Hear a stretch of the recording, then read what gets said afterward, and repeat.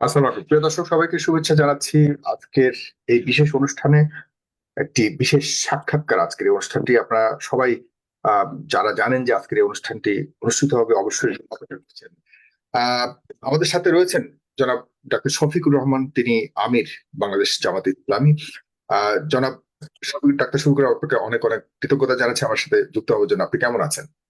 আলহামদুলিল্লাহ, আপনাকেও ধন্যবাদ এবং আপনার মাধ্যমে শ্রোতা দর্শক মন্ডলীকে আমরা আমন্ত্রণ জানাচ্ছি আমাদের সঙ্গে থাকার জন্য।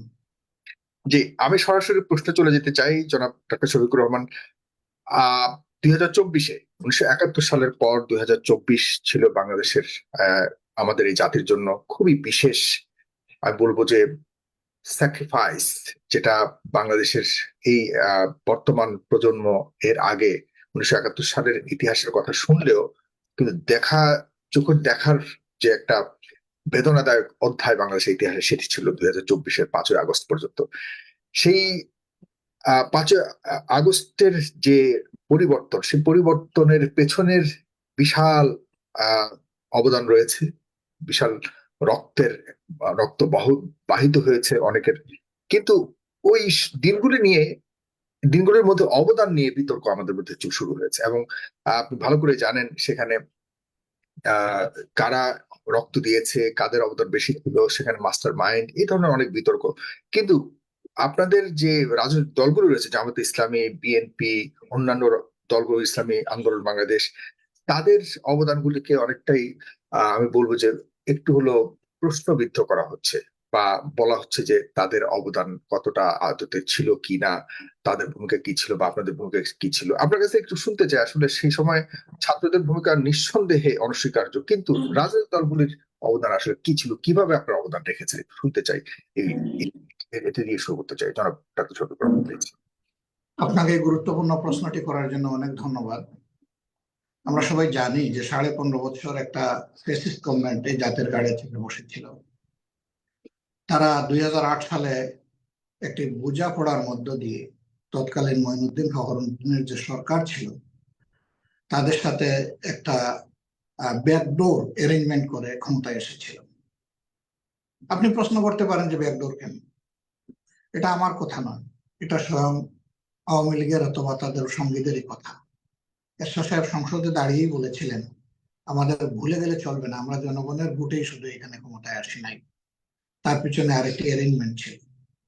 তো এতদিন জনগণ যা বলতো এরশাদ সাহেব সেটাই বলে দিলেন 9 সালের পার্লামেন্টে।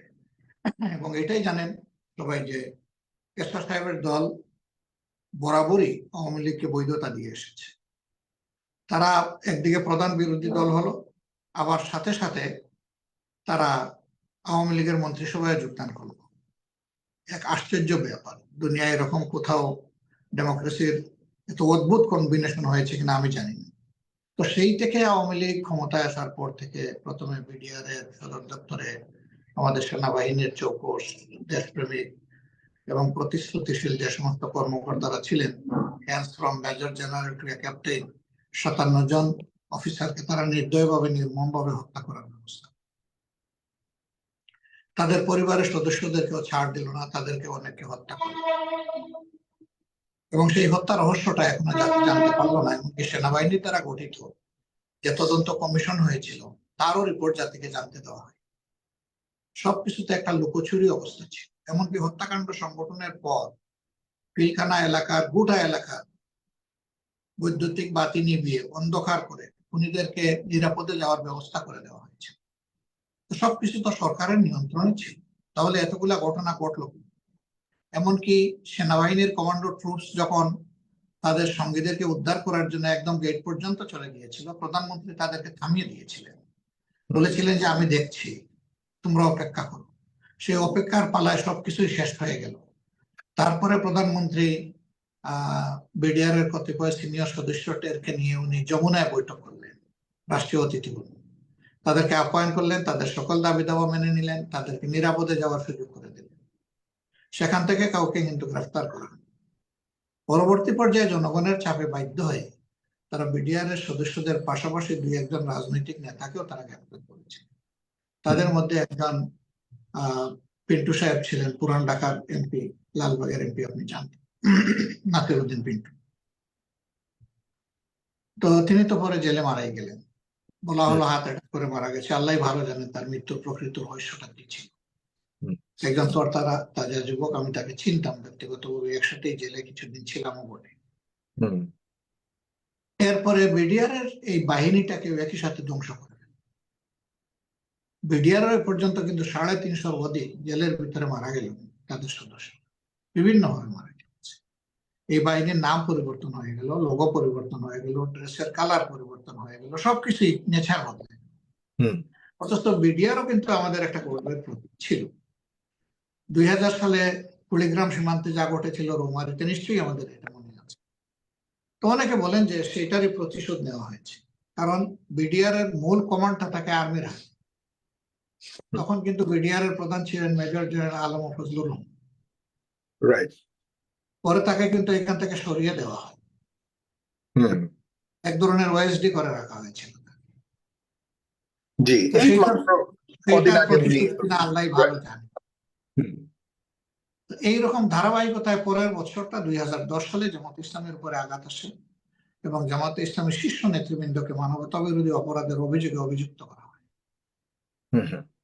ক্রেডিবল কোনো সাক্ষী কিংবা তদন্ত রিপোর্ট তারা পেশ করতে পারেনি, সবকিছুই গায়ের জোরে হয়েছে। সেই আদালত নিয়ে কি কেলেঙ্কারি হয়েছে সবাই জানে, ওয়ার্ল্ড ওয়াইড এটা ক্রিটিসাইজড হয়েছে এবং সারা বিশ্ব বলতে গেলে এই বিচারকে প্রত্যাখ্যান করেছে। সরকারকে অনেক রিকমেন্ডেশন দিয়েছে, সরকার কিছুই কানে তুলেনি, যার কারণে আমাদের 11 জন শীর্ষ নেতাকে হত্যা করা হয়েছে, 5 জনকে ফাঁসি দিয়ে বাকিদেরকে জেলের ভিতরে তিলে তিলে। এই অন্যায়ের প্রতিবাদ করতে গিয়ে আমাদের 550-র মতো সহকর্মী জুলাই বিপ্লবের আগেই তারা মারা গেছেন। সরকার, আমাদের বেশ কিছু ভাই তারা গুম হয়েছেন, তাদের 2 জন ছাড়া কেউ ফিরে আসেন। তারা কোথায় আছে আমাদের পরিবারগুলো জানে না, আমরাও জানি না, আল্লাহ ভালো জানে। এইভাবে খুনের নেশা চলতেই থাকলো। তবে এটা শুরু হয়েছিল কিন্তু 2006 সালের 28 অক্টোবর পল্টন মোড়ে লগিবইটার তাণ্ডবে, যে 6 জন মানুষকে স্পষ্ট দিবালোকে অত্যন্ত নির্মম ভাবে খুন করে তাদের দেহের উপর উঠে নৃত্য করেছিল আওয়ামী লীগ এবং তার সহযোদ্ধারা। সেই খুনের হত্যাকাণ্ডের ডাক দিয়েছিলেন কিন্তু স্বয়ং শেখ হাসিনা। তার দলের লোকদেরকে তিনি ঢাকায় লগিবইটা নিয়ে আসতে বলেছিলেন। তারা যে লগিবইটা দিয়ে নির্মম ভাবে এইভাবে মানুষ খুন করবে, এটা কিন্তু মানুষ বুঝতে পারে। সেই থেকে শুরু করে এই 24 জুলাইয়ের আগ পর্যন্ত জামাত, বিএনপি, হেফাজত, আলিম উলামা, বিভিন্ন দলের, এমনকি সাধারণ নিরীহ মানুষকেও কিন্তু তারা খুন করেছে। অতএব এই শাসকের হাত এবং শাসক গোষ্ঠীর যারা সহযোগী, তাদের হাত কিন্তু বাংলাদেশের মানুষের রক্তে ভেজা। এদের চোখ লাল চোখ, রক্তের চোখ। এইরকম অবস্থা যখন দেশে চলছিল, এর ভিতর দিয়ে 3টা নির্বাচন অতিক্রম হয়। 14 সালের নির্বাচন, তারপরে 18 সালের নির্বাচন এবং 24 সালের নির্বাচন। সেই নির্বাচন নিয়ে যে বিচিকিৎসা হয়েছে তা জাতি এবং বিশ্ব সম্প্রদায় তার সাক্ষী। 14 নির্বাচনে 300 আসনের মধ্যে 154টি আসনে বিনা প্রতিদ্বন্দ্বিতায় তারা নির্বাচনের আগেই নির্বাচিত হয়ে যান আওয়ামী লীগের লোকেরা। বাংলাদেশে কি প্রার্থীর খরা পড়েছে? যে এই দেশে প্রার্থী দাঁড়াবার মতো কোনো লোক ছিল না। পরিবেশটা এমনই তারা তৈরি করেছিল যে সেই নির্বাচনকে সমস্ত মানুষ ঘৃণা করে প্রত্যাখ্যান করেছে। কার্যত এটা একদলীয় নির্বাচন ছিল, তারা এবং তাদের সহযোগী জাতীয় পার্টি নিয়ে তারা এই নির্বাচন। পরবর্তী নির্বাচন যেটা আসলো, সেই নির্বাচনের আগে বিশ্ব সম্প্রদায়, আমাদের বন্ধু রাষ্ট্রগুলো যারা আমাদের ডেভেলপমেন্ট পার্টনার, তারা বলতে থাকলো যে তোমরা অভিযোগ দিচ্ছ যে এদের হাতে ফেয়ার ইলেকশন সম্ভব না, তোমরা তো ইলেকশনে গেলে না বুঝা যায় তো ফেয়ার না ফেয়ার। ওকে, এবার আমরা বললাম ঠিক আছে, একটু দেখি যাই আমরা। আমাদেরকে তৎকালীন প্রধানমন্ত্রী বললেন, আমি অমুকের মেয়ে, আমি কথা দিয়ে কথা রাখি, আমার উপরে আস্থা রাখেন, এবার নির্বাচন হবে সুষ্ঠু এবং নিরপেক্ষ, জনগণ ভোট দিবে এবং তাদের পছন্দের প্রার্থী নির্বাচিত হয়ে বের হয়ে আসবে। কামাল হোসেন সাহেব বিরোধী দলের পক্ষে নেতৃত্ব দিয়েছিলেন, যদিও ওই জোটে ওই প্রক্রিয়া আমরা ছিলাম না। আমরা তখনই বুঝেছি যে এটা গুজামিল এবং আরেক দফা জাতিকে ধোঁকা দেওয়া হবে। যিনি বলেছিলেন আমার উপরে আস্থা রাখেন, সুষ্ঠু নির্বাচন, আমি অমুকের মেয়ে আপনাদেরকে উপহার দেব, তিনি ধৈর্য হারিয়ে, নির্বাচন ছিল 18 সালের 30 ডিসেম্বর দিনের বেলায়, তিনি 29 ডিসেম্বর দিবাগত রাত্রেই কিন্তু নির্বাচন অনেকটা শেষ করে ফেলেছিলেন, যার কারণে এই নির্বাচনকে বিশ্ববাসী এবং দেশবাসী বলে মিডনাইট ইলেকশন। আর 24-এ এসে তো একদম আমি আর ডামি, এর বাইরে আর কিছু নেই। আওয়ামী লীগ আর তার ডামি দাঁড় করাইয়া তারা এই নির্বাচন করেছে। তো এইভাবে তারা নির্বাচনী গোটা ব্যবস্থাকে ধ্বংস করে দিয়ে মানুষের যে রাইটটার জন্য বাংলাদেশের মুক্তিযুদ্ধ অনুষ্ঠিত হলো, যে রাইটকে ইগনোর করার কারণে, অস্বীকার করার কারণে, সেই রাইটটাই তারা শেষ করে দিলেন, খতম করে দিলেন। অবশ্যই এটি তাদের প্রথম ইতিহাস নয়। এর আগে দেশ শাসনের প্রথমবার যখন তারা সুযোগ পেয়েছিলেন স্বাধীনতার পরে, তখন একই কাজ তারা করেছে। তখন 1975 সালের 5 জুন সংসদে 7 মিনিট আলোচনা করে বহুদলীয় গণতন্ত্রকে শেষ করে দিয়ে তারা একদলীয় বাকশাল কায়েম করেছিলেন। সেই ক্ষেত্রে তারা আওয়ামী লীগকেও নিষিদ্ধ করেছিলেন, কাউকে বাকি রাখেন, সমস্ত দল নিষিদ্ধ, শুধু বাকশাল থাকবে। আর শেখ মুজিব যতদিন বেঁচে আছেন ততদিন তিনি এই রাষ্ট্রের প্রধান থাকবেন, বিয়ন্ড কোয়েশ্চন, এবাব অল কোয়েশ্চন তার অবস্থান ছিল। এবারও তারা ক্ষমতায় এসে একই কাজ করেছে। একটা পরিবারকে সব ধরনের ইমিউনিটি দেওয়া হয়েছে, রাষ্ট্রের সমস্ত সুযোগ সুবিধা তাদের ফেভারে, তাদের অনুকূলে, তাদের ব্যাপারে কোনো কথা কেউ তুলতে পারবে না, তোলার সাহস করেনি। যেই করেছে তার বাসায়, তার ঘরে, তার কর্মস্থলে জম পাঠিয়ে দেওয়া হয়েছে, তুলে নিয়ে গায়েব করা হয়েছে, আয়না করে রাখা হয়েছে, days after days, months after months. কোথায় আছে পরিবার জানে না, লোকটাও জানে না তার পরিবার কোথায় আছে। সেই কাণ্ডই তারা করেছে, বছরের পর বছর এটা তারা তাণ্ডব চালিয়ে গেছে। এর পাশাপাশি দেশের অর্থনীতিকে লুণ্ঠন করে বিদেশে 26 লক্ষ কোটি টাকা তারা পাচার করেছেন 15.5 বছর। বাংলাদেশের ওই সময়ের বাজেট থেকে ধরে 10টা বাজেটের সমান বাজেট তারা বিদেশে পাচার করেছে। সেই তারাই আবার 2-3 কোটি টাকার বিষয়ে, যে টাকার কোনো হেরফেরও হয় নাই, সেইটা নিয়ে মানুষকে খোঁটা দিত, উপহাস করত এবং মানুষকে চিমটি কাটত। এমন এক আজগুবি দল, যারা সবাই ছিল মৎস্য ব্যবসায়ী, পুরা দল মাছের ব্যবসা করত। তাদের আগের বারে এই এমপি হওয়ার আগে, সংসদ সদস্য হওয়ার আগে তারা যে রিটার্ন সাবমিট করেছিল নির্বাচন কমিশনে, সেখানে সম্পদের একটা পরিমাণ বলেছে। 5 বছর পরে এসে দেখা গেছে এটা 27 গুণ, একজনের 42 গুণ বৃদ্ধি পেয়েছে। তার আয়ের উৎস দেখানো হয়েছে মৎস্য চাষ। সবাই মৎস্য চাষী হয়ে গেল, কারণ পানির নিচে সম্পদ তো ওটা দেখা যায় না, সুবিধা আছে, যা ইচ্ছা তাই বলা যায়। সেই রকম করে করে দেশের সম্পদকে তারা নিজের আয়ত্ত এনেছেন। তবে এটা ঠিক, তারা তাদের রিটার্নে যা দেখিয়েছেন তার চেয়ে কয়েকশো গুণ তারা এখান থেকে চুরি করে বিদেশে পাঠান। আমরা এই সমস্ত অন্যায়, অসত্য, ইরেগুলারিটিস, দুর্নীতির বিরুদ্ধে, নির্যাতনের বিরুদ্ধে দফায় দফায় সবগুলা দল আমরা বিভিন্ন ধরনের কর্মসূচি বাস্তবায়ন করেছি। তাতে আমাদের অনেক ত্যাগও স্বীকার করতে হয়েছে, অনেক জীবন গিয়েছে, পঙ্গুত্ব বরণ করতে হয়েছে, ঘর বাড়ি ছাড়তে হয়েছে, চাকরি হারাতে হয়েছে, ব্যবসা আমাদের লটে উঠেছে। এই সমস্ত জিনিস স্বীকার করেও আমরা চেষ্টা করেছি, কিন্তু আনফরচুনেটলি আমরা এই আন্দোলনের সমাপ্তি টানতে পারি। আমাদের এই আন্দোলনের সমাপ্তিটা এই বছরের জুলাই মাসের 1 তারিখ থেকে ছাত্রদের তাদের কোটা সংস্কারের দাবিতে যে আন্দোলন গড়ে উঠেছিল, কার্যত তাদের নেতৃত্বেই শেষ সফলতাটা এই জাতি পেয়েছে। এই জন্যে মূল কৃতিত্ব আল্লাহ রাব্বুল আলামিনের, যিনি এই যন্ত্রণা থেকে, জুলুম থেকে এই জাতিকে মুক্তি দিয়েছেন। জমিনের কৃতিত্ব এই দেশের 18 কোটি মানুষের। কারণ এই আন্দোলনে কিন্তু শুধু ছাত্ররা না, অথবা শুধু রাজনৈতিক দল না, আপামর জনসাধারণের সম্পর্ক হয়ে গিয়েছে। দেশে এবং প্রবাসে সর্বত্র আমরা একাকার হয়ে গিয়েছিলাম, আমরা একসাথে যুদ্ধ করেছি। আপনিও সেই যুদ্ধে শরীক ছিলেন, যে যেভাবে যার যার অবস্থা থেকে সর্বোচ্চ যুদ্ধটা করা হয়েছে। সেই যুদ্ধের মধ্য দিয়ে এই পরিবর্তনটা এসেছে। এখন আসলে কেউ কেউ কাউকে কাউকে মাস্টার মাইন্ড বলছেন, একাধিক ব্যক্তি কিন্তু এখন মাস্টার মাইন্ড হিসাবে আবির্ভূত হয়েছে। কিন্তু আমাদের দলটি, সবচেয়ে বড় মজলুম দলটি, যে দলের শীর্ষ নেতাদেরকে এক এক করে 11 জন খুন করা হলো, অসংখ্য সহকর্মীকে খুন করা হলো, সবগুলো অফিস তালাবদ্ধ করে রাখা হলো বছরের পর বছর, এবং যেখানে আমাদের নিবন্ধন কেড়ে নেওয়া হলো, আমাদেরকে নিষিদ্ধ ঘোষণা করা হলো, আমাদের উপরে জুলুমের কোনো কিছু বাকি রাখা হয়নি। আমরা কিন্তু এ পর্যন্ত এর কোনো ক্রেডিট ক্লেম করিনি। যে আন্দোলন আমাদের অবদান, আমরাই মেইন অ্যাক্টর এখানে ছিলাম, এটা কখনো বলিনি এবং বলবো না। এটা যদি আমরা বলি তাইলে দেশবাসীকে সম্মান দেওয়া হলো না। গোটা দেশের জনগণ দেশে এবং প্রবাসে কোনো দলের মুখের দিকে তাকায়নি, না তাকাইয়া এই নির্যাতিত মজলুম মানুষ এক ছাতার নিচে এসে গিয়েছে। একটা ছোট বাচ্চা 6 বছর 7 বছর বয়স রাস্তায় নেমে সে আন্দোলনে শরিক হয়ে গেছে। বড়রা তাকে জিজ্ঞেস করছে তুমি এখানে কেন? কই আমি আন্দোলন করতে আসছি। কেন আন্দোলন করবো? বলে যে আমার ভাইকে মারছে ওরা, আমি প্রতিশোধ নিতে আসছি। তোমার কোন ভাই? বলে আবু সাইদ। আবু সাইদ তোমার ভাই হয় কেমনে? কয় আমার ভাই অবশ্যই, সে জনগণের জন্য আন্দোলন করে জীবন দিয়েছে, সে আমার ভাই। তুমি ছোট, তোমাকে যদি মেরে ফেলে মারবে, আমি শহীদ হয়ে যাব, তোর মা বাবা কাঁদবে না? বলে না, বাবাকে বলে আসছি, মাকে বলে আসছি যে আমাকে যদি মেরে ফেলে তোমরা কেঁদো না, আমি শহীদ হব। এই যেখানে দেশের মানুষের আবেগ ছিল, অতিষ্ঠ হয়ে মানুষ যেখানে সবাই রাস্তায় নেমে এসেছে।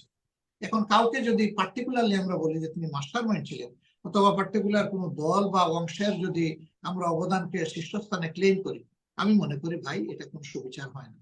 এই জন্য আমাদের সিদ্ধান্ত হচ্ছে যে আমরা এই ধরনের কোনো দাবি করব। 2 নম্বর, এখানে অনেকে শহীদ হয়েছেন, আমাদেরকে অনেক সাংবাদিক জিজ্ঞেস করেছেন আপনার মতো যে আপনাদের কতজন শহীদ হয়েছেন। আমরা বলেছি যারাই শহীদ হয়েছে সবাই আমার, সবাই এই জাতীয়, তারা জাতীয় সম্পদ, তাদেরকে আমরা দলীয় পরিচয়ে পরিচিত করতে চাই না। এটা তাদের মর্যাদা হানি ঘটবে যদি দলীয় পরিচয় আমরা পরিচিত করতে চাই। বরঞ্চ তাদের মর্যাদাকে সর্বোচ্চ জাতীয় মর্যাদায় জাতীয় বীর হিসাবে আমরা দেখতে চাই।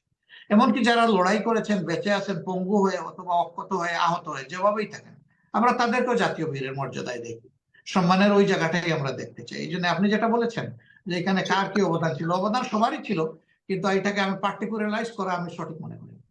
আপনাকে অনেক ধন্যবাদ। এক চমৎকার একটা ইতিহাস কে আপনি টেনে এনে, আমার আর সেই ইতিহাস নিয়ে কোনো প্রশ্ন আপনার কাছে নাই। আমি এবার বর্তমানে কিছু বিষয় নিয়ে আপনার কাছে প্রশ্ন করতে চাই। সেটি হলো জামাত ইসলামীর বা আপনার দলের জনপ্রিয়তা দিন দিন বাড়ছে, এটি আমরা অনুভব করছি।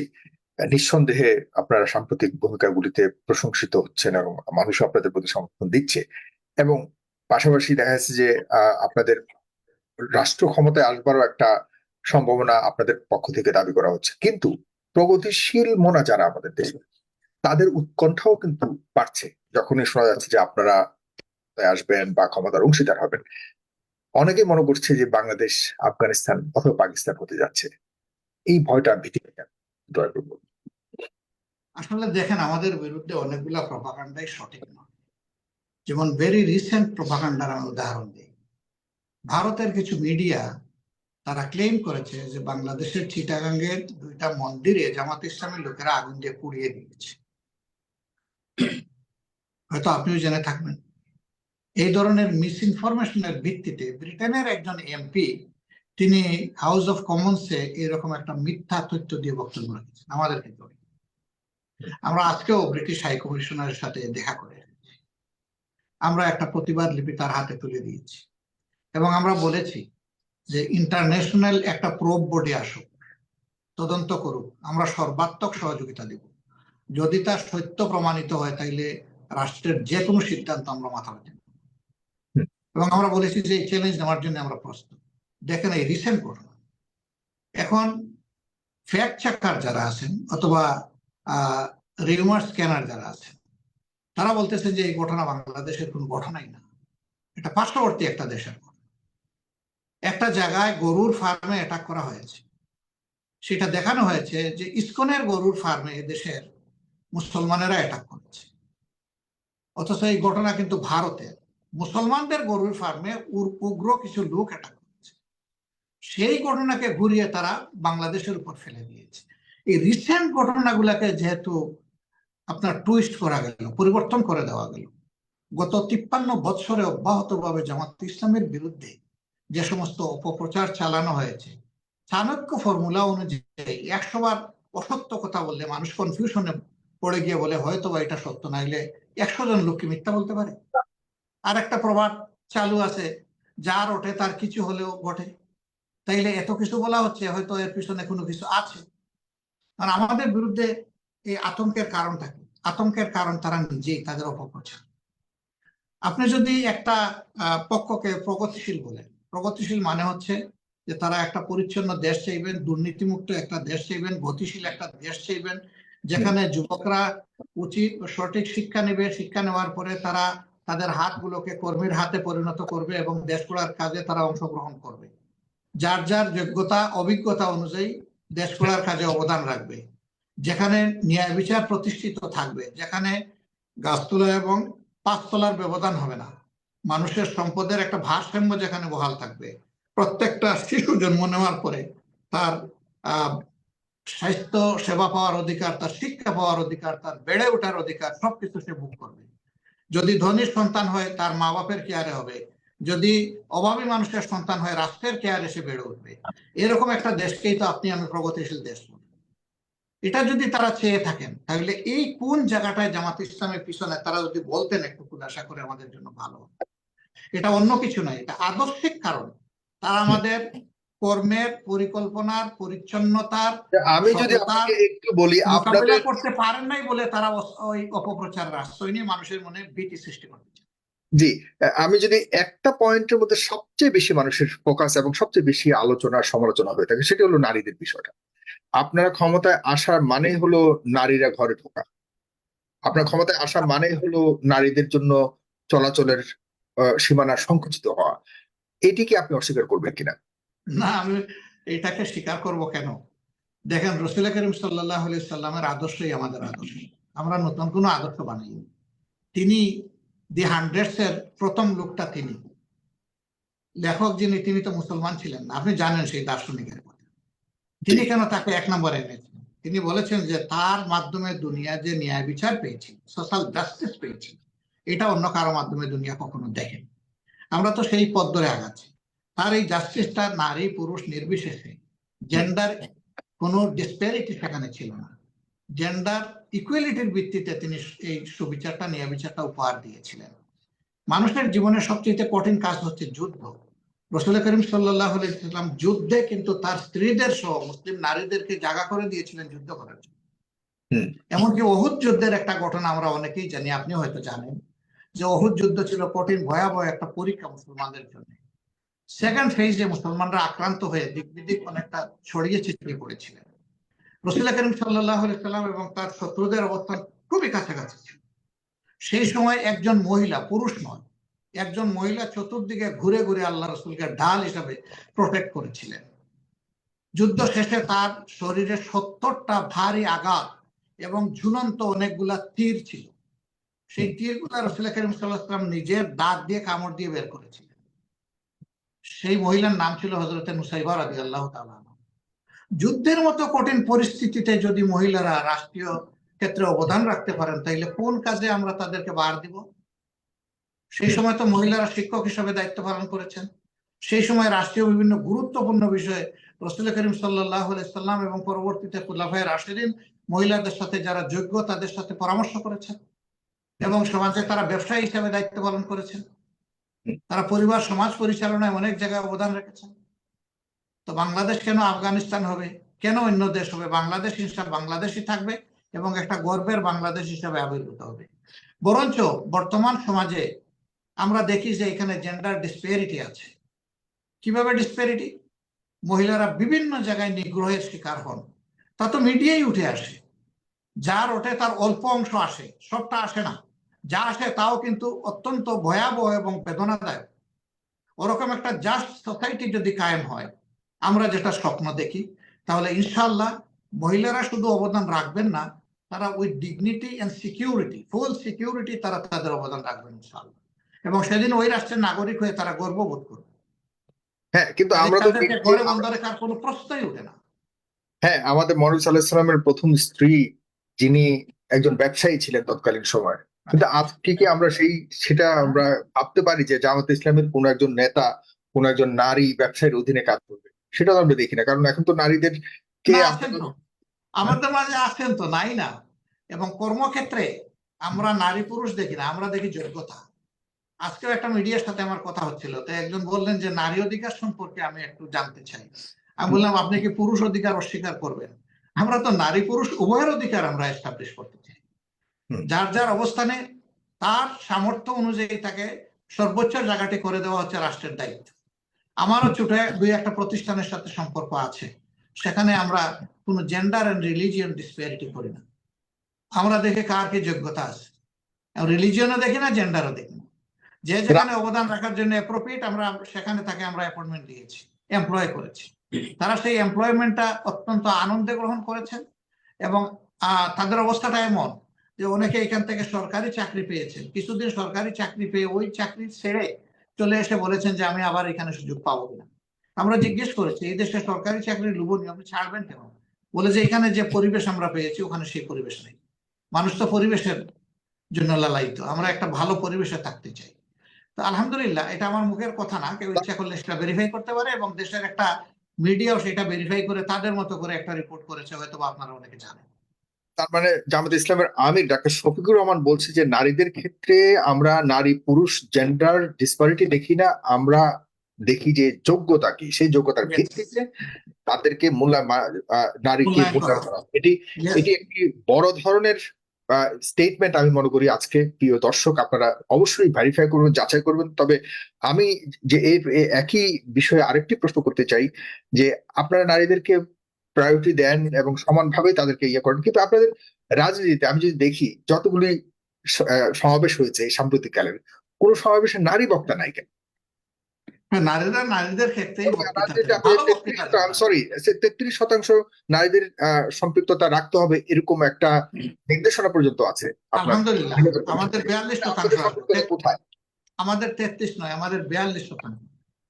কিন্তু আমরা ইসলামের গাইডলাইন ফলো করার কারণে নারীরা নারীদের ক্ষেত্রে তারা তাদের বক্তব্য রাখেন, মোটিভেশন দেন, অর্গানাইজ করেন, সমাজসেবা করেন, বিভিন্ন কাজে অংশগ্রহণ করেন। আমরা আমাদের ক্ষেত্রে করি। এটা কি দৃশ্যমান? হ্যাঁ, এটা তো দৃশ্যমান। তারা বিভিন্ন জায়গায়, বিশ্বের বিভিন্ন জায়গায় যাচ্ছেন, আমাদের ডেলিগেট হিসেবে যাচ্ছেন, সেখানে ইন্টারন্যাশনাল কনফারেন্সে তারা জয়েন করছেন। দেশের বুকে বিভিন্ন এমবেসি মিশন যেগুলো আছে এগুলোর সাথে তাদের ইন্টারাকশন এখন হবে। এগুলো তো সব স্বাভাবিক। আমরা তো তাদেরকে বার করবো না, বরঞ্চ তারা অবদান রাখতে হলে তাদেরকে তো ঘুরে ঘুরে শিখতেও হবে সবকিছু। জি, ডেফিনেটলি। তাহলে একটা ধারণা আপনাদের প্রতি এটা আপনি স্পষ্ট করলেন, কিন্তু আরেকটা ধারণা রয়ে গেছে যে আপনাদের জামা কাপড় পোশাক নিয়ে, যে পোশাক নিয়েই আসলে সবচেয়ে বড় বাধা মনে করে নারী সমাজ, বিশেষ করে প্রগতিশীল মনা। তারা মনে করে যে মানে আপনারা পোশাক পরাটাকে একটা বাধ্যতামূলক এবং ইসলামের আহ, দোহাই বলুন নাম দিয়ে আপনারা তাদেরকে একদম পুরোপুরি হিজাব বলা, বোরকা বলা, এগুলির ভিতরে ঢুকিয়ে রাখার একটা টেন্ডেন্সি আপনাদের মধ্যে আছে। আপনি কয়েকদিন আগে একটা বক্তব্য দিয়েছেন যে নারীরা যার যার মতো পোশাক পরবে, পোশাকের মধ্যে আপনাদের কোনো নিয়ন্ত্রণ নাই। এদিকে আবার অন্য পক্ষ যারা ইসলামী মনোপক্ষ তারাও একটা বিতর্ক তুলেছে, তার মানে কি আমি চাই যে না, আমি ঠিক কথাটা ওভাবে বলিনি। আমি কথাটা ঠিক ওভাবে বলিনি, আমি কথাটা কিন্তু সবিস্তারে বলেছি। আমি বলেছি একটা মানে আমাদের একটা কর্মী সমাবেশে, সাতক্ষীরার কর্মী সমাবেশ, আমি বলেছিলাম যে এই দেশে অনেকে মহিলাদের ব্যাপারে আতঙ্ক সৃষ্টি করা হয় যে জামাত ইসলামের ক্ষমতায় আসলে মহিলাদেরকে এই করবে ওই করবে, ঘরের মধ্যে তালাবদ্ধ করে রাখবে এবং তাদের ইচ্ছা মতো পোশাক পরতে বাধ্য করবে। আমি বললাম যে না, ঘরের মধ্যে তালাবদ্ধ করা হবে না, আবার ইচ্ছা মতো জোর করে পোশাকও পরানো হবে না। বরঞ্চ যারা হেজাব নিকাব করতে চাইবে তাদেরকে বাধাও দেওয়া হবে না, আর যারা করতে চাইবে না তাদেরকে জোর করে বুরকাও পরানো হবে না। তবে সেই রাষ্ট্রে স্বাভাবিকভাবেই সংস্কৃতির বিকাশের সাথে সাথে মানুষের মন মানসিকতা পরিবর্তন হয়। তখন অনেকেই হয়তো তারা ইসলাম যে শালীনতার পোশাকটাকে প্রেসক্রাইব করে, ওই কালো বুরকা কিন্তু ইসলামের প্রেসক্রিপশন না যে কালো বুরকাই পড়তে হবে। ইসলাম বলেছে শালীন পোশাক পরতে হবে, বড় চাদর গায়ে দিতে হবে, এবং চেহারার যে সৌন্দর্য এটা প্রকাশ করে না বেড়ানো। এর মাঝে ক্ষতি মন্দ সেই বিতর্কে আমি এখন যাচ্ছি না। দুনিয়া অনেক কিছু এই ব্যাপারে এখন ভুক্তভোগী, আমি ওই দিকে যাচ্ছি না। আমি বলতেছি যে ইসলাম একটা ডেফিনেশন দিয়েছে, আল্লামে হাকিমে কুরআন শরীফেই সেই ডেফিনেশনটা এসেছে। এর বাইরে গিয়া কড়াকড়ি আরোপ করার কোনো অধিকার আমাদের নাই। এখন আমাদের দেশে কি শুধু মুসলমানরা বসবাস করে? এই দেশে অন্য ধর্মের লোকেরা আছে না? তা আমি যে অন্য ধর্মের লোক তাকে আমার ধর্মের পোশাক জোর করে পরানোর অধিকার কি আমার আছে? সেই বোনটা, সেই মাটা, সেই আপনার ধর্মের কাউকেও কি আপনি জোর করে আমি সেটাতেও আসতেছি। ওই ধর্মের লোকদেরকে তো আমরা কোনোভাবেই কোনো অধিকার রাখি না জোর করে ইসলামের পোশাক পরিয়ে দেওয়ার। এরপরে আসেন আমাদের ধর্মের যারা, আমাদের ধর্মের লোকদেরকে আপনি মরাল মোটিভেশন না দিয়ে, এনকারেজ না করে আপনি শক্তি করে যদি পোশাক পরিয়ে দেন, এটা কি পোশাক হবে? এটা তো তার উপরে একটা বাড়তি বার্ডেন আপনি চাপাই দিলেন। আপনি তাকে বুঝতে দেন এর সৌন্দর্যটা, এরপরে যে বুঝে স্বেচ্ছায় সানন্দে কবুল করবে, ওয়েলকাম। যে করবে না তার উপর আমরা জোর করবো কেন? জোর করলেই হয়ে যাবে? এটা তো হবে না। অতএব নেকাব হিজাব যে করবে তাকে হুম। যেমন ওইটা খুলতে বাধ্য করা যাবে না, ঠিক তেমনি ভাবে যে করবে না তাকে জোর করে পড়ানো যাবে। তো অনেকে বলে যে এটা আফগানিস্তান হয়ে যাবে। না না, বাংলাদেশ তো বাংলাদেশই থাকবে, আফগানিস্তান হবে কেন? আমাদের এত সুন্দর দেশ ছেড়ে আমরা আফগানিস্তান যাবো কি জন্য? ওটা তো পাথুরে দেশ, মরুভূমির দেশ, গাছপালার অভাব, শুষ্ক আবহাওয়া। আমাদের মানুষের জন্য তো এটা মানাবে না।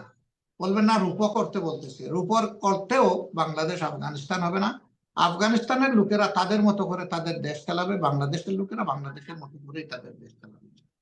তাহলে আপনার কাছ থেকে আমি দুটি বিষয় নিশ্চিত হলাম। এক হলো, নারীদের, আপনারা যদি কখনো ক্ষমতায় যান, নারীদের চলাচলের ক্ষেত্রে আপনাদের কোনো বাস থাকবে না, এবং পোশাক আশাকের ব্যাপারে আপনাদের নির্দিষ্ট কোনো ধরনের সিদ্ধান্ত চাপিয়ে দেওয়া হবে না, যেটা আফগানিস্তানে আছে। কারণ আফগানিস্তানের বিষয়টা এই কারণে আসে, আফগানিস্তানে কিন্তু অনেক কিছুই আমাদের ইসলাম ধর্মের নামে তারা অনেক চাপিয়ে দেওয়া, জোর করে, যে তোমাকে এটা করতে হবে, ওটা করা যাবে না। এই জাতীয় বিষয়গুলিকে আপনারা কখনো ফলো করছেন না। আপনারা আহ এই ধরনের কোনো বার আপনারা জনগণের উপরে দিবেন না, বিশেষ করে নারীদের পোশাকের উপরে। যে যার মতো করে পোশাক পরতে পারবে, তবে হ্যাঁ, ডেফিনেটলি আপনাদের পরামর্শ থাকবে যে ইসলাম ধর্ম যারা ফলো করে তারা যেন Right. তাদেরকে মরাল মোটিভেশন দেওয়া হবে, মোটিভেশন দেওয়া হবে, বাট বার্স দেওয়া বা নির্দেশনা দেওয়া বা কোনো ধরনের জোর করে বাধ্যতামূলক কিছু করা হবে না, জোর করে করা হবে। জোর করে কিছু করে। আপনি আর কিন্তু এই স্টেটমেন্ট কর্মক্ষেত্রে আজকে অবদানের আজকে ক্ষেত্রে, আজকে লাইভে স্টেটমেন্ট গুলো দিচ্ছেন, এগুলো কিন্তু রেকর্ড হচ্ছে জনাব না না ডক্টর অবশ্যই এটা আপনার আর্কাইভে এটা একটা থাকবে। দলিল হিসেবে থাকবে কিন্তু। অবশ্যই এটা তো আপনার আর্কাইভের প্রপার্টি হয়ে যাবে, জি। এবং এটা বিশ্ব সম্প্রদায়ের প্রপার্টি হয়ে যাবে, আপনারও আয়ত্ত থাকবে না এটা। রাইট। তাদের কর্মক্ষেত্রে অবদানের ক্ষেত্রে আমরা আরো একটু জাস্টিস করার পক্ষে। হুম। একজন মহিলা সন্তান ধারণ করেন, জি। তিনি বুকের দুধ দিয়ে লালন পালন করেন। হুম। সন্তানকে মানুষ করার ক্ষেত্রে একজন বাপের চাইতে মায়ের অবদান অনেক বেশি থাকে। আবার সেই মহিলাই যদি কর্মক্ষেত্রে অবদান রাখতে গিয়ে পুরুষের মতো 8 ঘন্টা তার ডিউটি করা লাগে, তাহলে তো এটা জাস্টিস পালন হবে। বলছে হুম। কোরআনিক স্টেট যখন হবে হুম। সেখানে তার ডিউটি লাঘব করে দেওয়া হবে তাকে। হুম। শুধু ম্যাটারনিটি লিভই পাবেন না, উনি নিয়মিত ডিউটিতেও একটা কনসেশন পাবেন, নাহলে তো তার উপরে জাস্টিস হবে না। রাইট। আমরা মহিলাদেরকে সব দিক থেকেই সম্মানিত করবো ইনশাআল্লাহ, আল্লাহ যদি তৌফিক দেন। জি, সম্মানিত করবেন, কিন্তু সংসদে কতটুকু সম্মানিত করবেন, কতটুকু অংশগ্রহণ থাকবে সংসদে? থাকবে, তাদের মধ্যে যোগ্য যারা তারা আসবে। আমাদেরও তো সংসদ সদস্যরা, আমার স্ত্রীও তো সংসদ সদস্য, আমরা কি নিষেধ করছি নাকি? হুম। আমি না, সংসদে যাই না, আমার যে ওয়াইফ তো গিয়েছে। আচ্ছা, আচ্ছা। হ্যাঁ, এটা আমারও জানা ছিল না যে আপনি যে সংসদ সদস্য ছিলেন। এটা একটা চমৎকার একটা তথ্য। যাক, তার মানে নারীদের ভয়ের তেমন কিছু নাই, এটা আপনি অন রেকর্ড বলছেন। এবং আহ, আমি তাহলে প্রিয় দর্শকদেরকে আমি একটু বলে রাখতে চাই, আপনারা কিন্তু যুক্ত হবেন। আপনারা অনেকেই লিঙ্ক চাচ্ছেন কিভাবে যুক্ত হবেন। আমরা জানি যে আপনারা অবশ্যই উৎকণ্ঠার মধ্যে আছেন, একটা উত্তেজনার মধ্যে আছেন যে আহ সম্মানিত আমিরকে আপনারা কল দিবেন, প্রশ্ন করবেন। সেই জায়গাতে আমি আপনাদেরকে একটু অনুরোধ করবো যে আপনারা একটু ধৈর্য ধরে, আমি একটু পর ইউটিউব এবং ফেসবুকের কমেন্ট বক্সে আপনাদেরকে জুম লিঙ্ক দিয়ে দিচ্ছি, সেটি ধরে আপনারা আমার সাথে যুক্ত হবেন। আমি আরো অনেকগুলো বিষয় আছে আপনার কাছে যাব। এই ক্ষেত্রে আমি একটু বাংলাদেশের রাজনৈতিক নিয়ে একটু কথা বলতে, রাজনীতি নিয়ে কথা বলতে, সেটি হলো যে আওয়ামী লীগের ব্যাপারটা। সদ্য পতিত শেখ হাসিনার সরকার যে আহ, শেখ হাসিনা দেশ ছেড়ে পালিয়ে গেছে, কিন্তু রয়ে গেছে আওয়ামী লীগের বিশাল একটা বাহিনী। তাদের হয়তো বলা হচ্ছে যে 20 থেকে 30% সমর্থক রয়েছে আওয়ামী লীগের।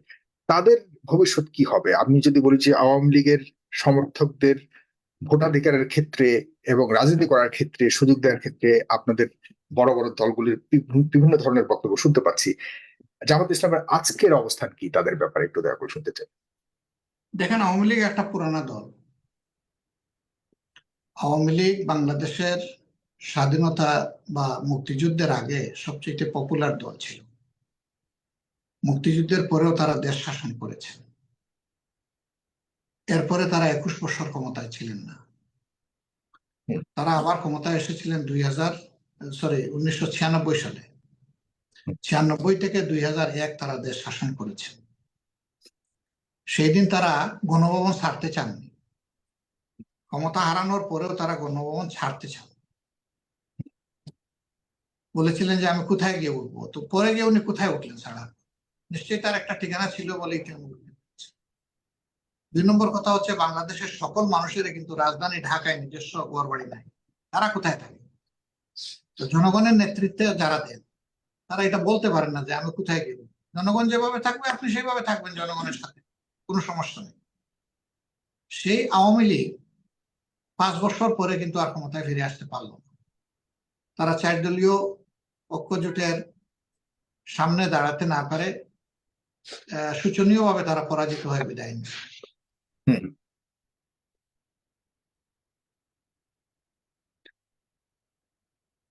প্রিয় দর্শক, আমার কাছে মনে হচ্ছে কিছু একটা সমস্যা হয়েছে। আমাদের ডাক্তার শফিকুর রহমানের ছবিটা আমি দেখতে পাচ্ছি না। হয়তো ওপাশ থেকে কোনো একটা সমস্যা হয়েছে, হয়তো ডিভাইসের চার্জ অথবা কোনো একটা সমস্যা আছে। আপনারা আছেন, অবশ্যই থাকুন। আমাদের অনেক লম্বা আজকে আলোচনা হবে এবং এই আলোচনার মাধ্যমে আমরা অনেক কিছুই জানবার চেষ্টা করব। জনাব শফিকুর রহমান, আপনাকে দেখতে পাচ্ছি না। আপনাকে দেখতে পাচ্ছি না, আপনি ক্যামেরাটা অন করতে হবে। আমার কাছে মনে হচ্ছে ওখানে কিছু একটা সমস্যা হয়েছে, দেখা যাচ্ছে না। প্রিয় দর্শক, অনুষ্ঠানটিকে শেয়ার করুন। আজকে এত গুরুত্বপূর্ণ কথা হয়েছে এবং ডক্টর শফিকুর রহমান এত গুরুত্বপূর্ণ স্টেটমেন্ট গুলি দিয়েছেন। তিনি নিজেই বলেছেন যে হ্যাঁ, এই অনুষ্ঠানটি একটা দলিল হিসেবে কাজ করবে। তারা যদি সরকারে যান, সরকার গঠন করেন অথবা সরকারের অংশীদার হিসেবেও যান, কোনো জোট সরকারও যদি যায়, যাই হোক, তাদের অংশগ্রহণের পর নারীদের নিয়ে যে আমাদের মনে অনেক সংকট ছিল, অনেক সংশয় ছিল, সেই সম্পর্কে তিনি স্পষ্ট করেছেন এবং তিনি অনেকটা সাক্ষ্যই প্রদান করেছেন। আমরা বিশ্বাস করি এই কথাগুলি তিনি রাখবেন, তার দল রাখবে, তার যে সমর্থকরা রয়েছে, বিভিন্ন স্তরের নেতাকর্মী রয়েছে, তারাও এই বিষয়গুলিকে অবশ্যই ফলো করবেন এবং সেই হিসেবে আমরা আমাদের আমাদের আজকের স্টেটমেন্ট অনুযায়ী আমরা ভেরিফাই করব ভবিষ্যতে। জি, ক্যামেরাটা একটু ঠিক করতে হবে, ক্যামেরাটা একটু ঠিক করতে হবে। হ্যাঁ, মাঝখানে ইন্টারনেট ডিসকানেকশন হয়েছিল। আপনি কি আমাকে শুনতে পাচ্ছেন? এখন শুনতে পাচ্ছি, কিন্তু ক্যামেরাটা একটু মনে হয় উল্টো হয়ে আছে। একটু দয়া করে ক্যামেরাটা ডিভাইসটাকে একটু ইয়ে করতে বলুন। এটা খুলেই ঠিক করে। হ্যাঁ, ডিভাইসটাকে করুন। আর প্রিয় দর্শক, আমি একটু পরেই আপনাদেরকে লিঙ্ক দিয়ে দিচ্ছি, আপনারা সেই লিঙ্ক ধরে আমার সাথে যুক্ত হবেন। ক্যামেরাটা উল্টো হয়ে আছে, ক্যামেরাটাকে দেখতে পাচ্ছেন সোজা তাই না? করতে হবে, সোজা করে আবার কাট করতে হবে। ভাই খুলে নিয়ে চেষ্টা করুন। হুম, সময় নিন, সমস্যা নেই। আমাদের আর দর্শক আপনারা যারা দেখছেন, হ্যাঁ, এখন ফোনটাকে কাট করে দিন। হ্যাঁ, না হয়নি। সজল ফোনটাকে, ফোনের রোটেশনটা ঠিক করতে হবে। রোটেশনটাকে ইয়ে করে ঠিক করতে হবে। হ্যাঁ, আপনার টেকনিক্যাল টিম চেষ্টা করছে। হ্যাঁ হ্যাঁ হ্যাঁ হ্যাঁ, সজল,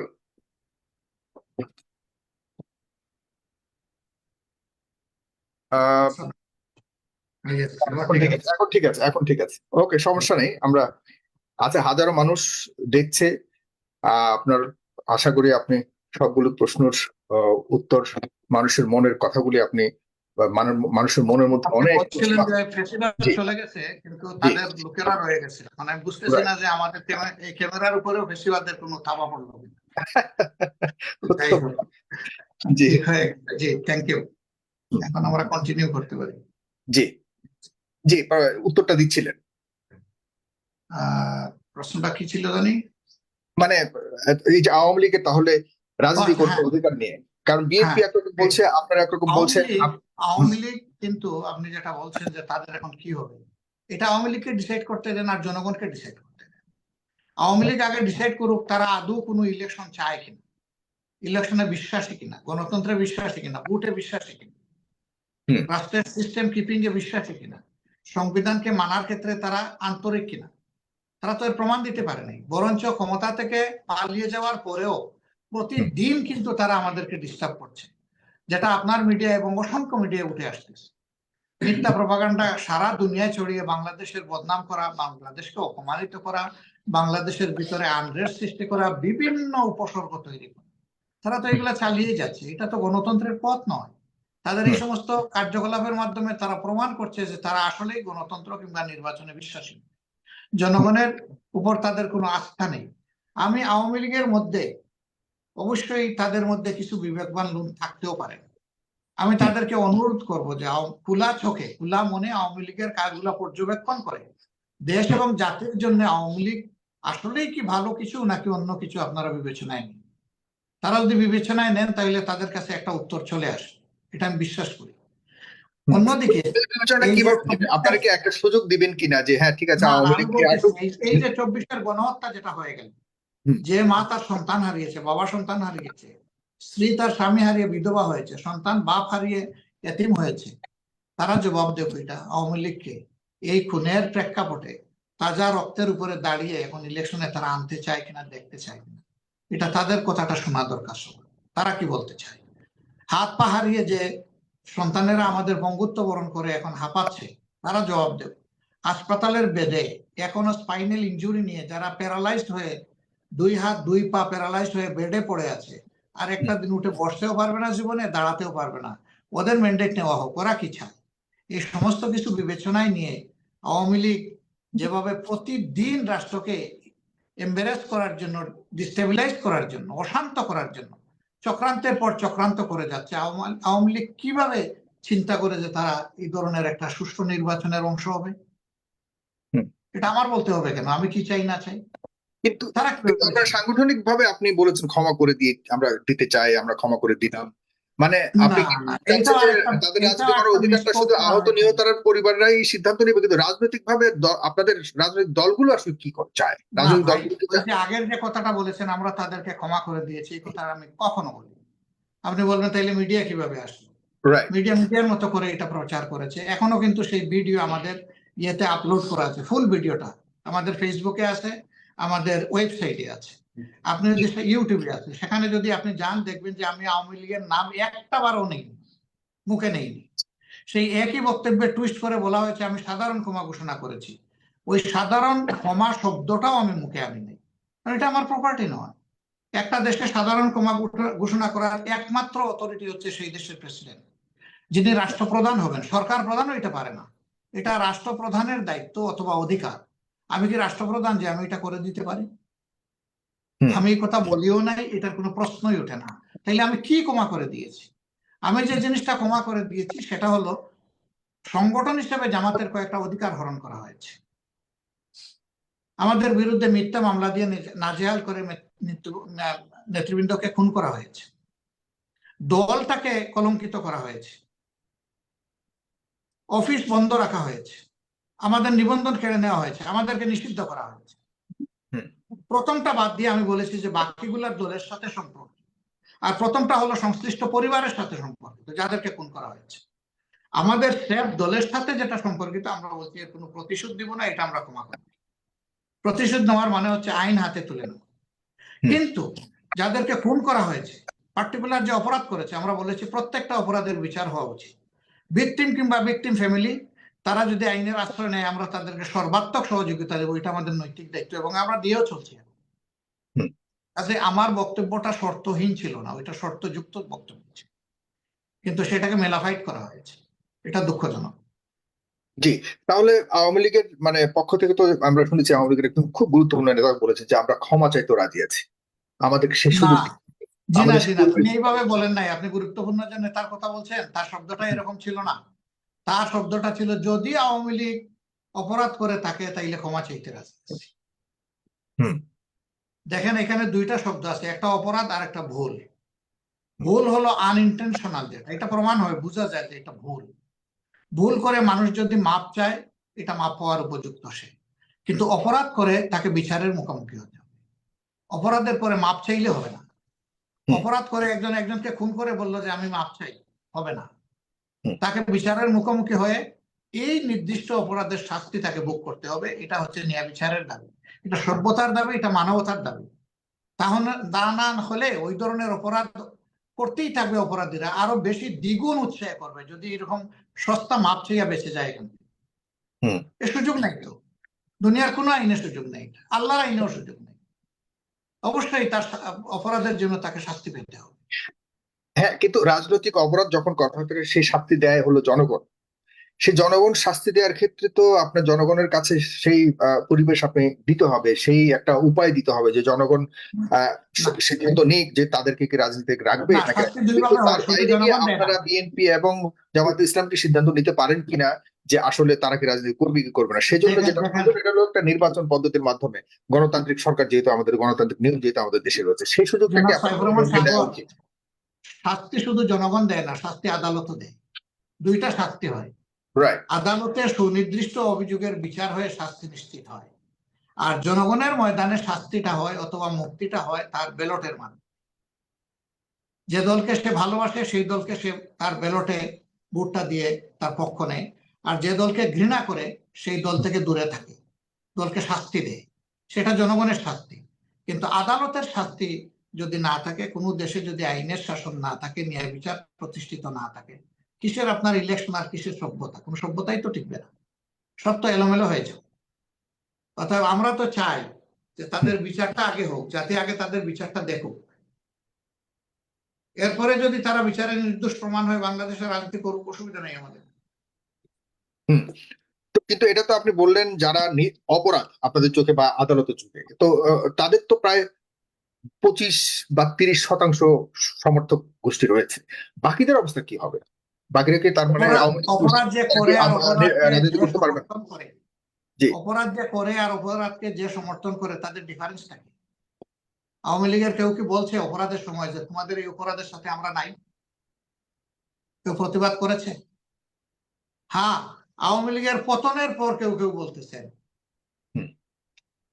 এটা তো মরণোত্তর বিচারের মতো বিষয়টা। তখন বলেননি কেন? এখনকার বলাটা এটা যে আসলে জনগণকে আরেকটা বিপদে ফেলা, ধোঁকা দেওয়া নয়, এটা বুঝবো কিভাবে? তখন কেন বললেন না? আপনি যদি আওয়ামী লীগের মন্দ নীতি পলিসির সমর্থক না হয়ে থাকেন, খুনের, গুমের, লুণ্ঠনের সহযোগী না হয়ে থাকেন, তো তখন প্রতিবাদ করেননি কেন?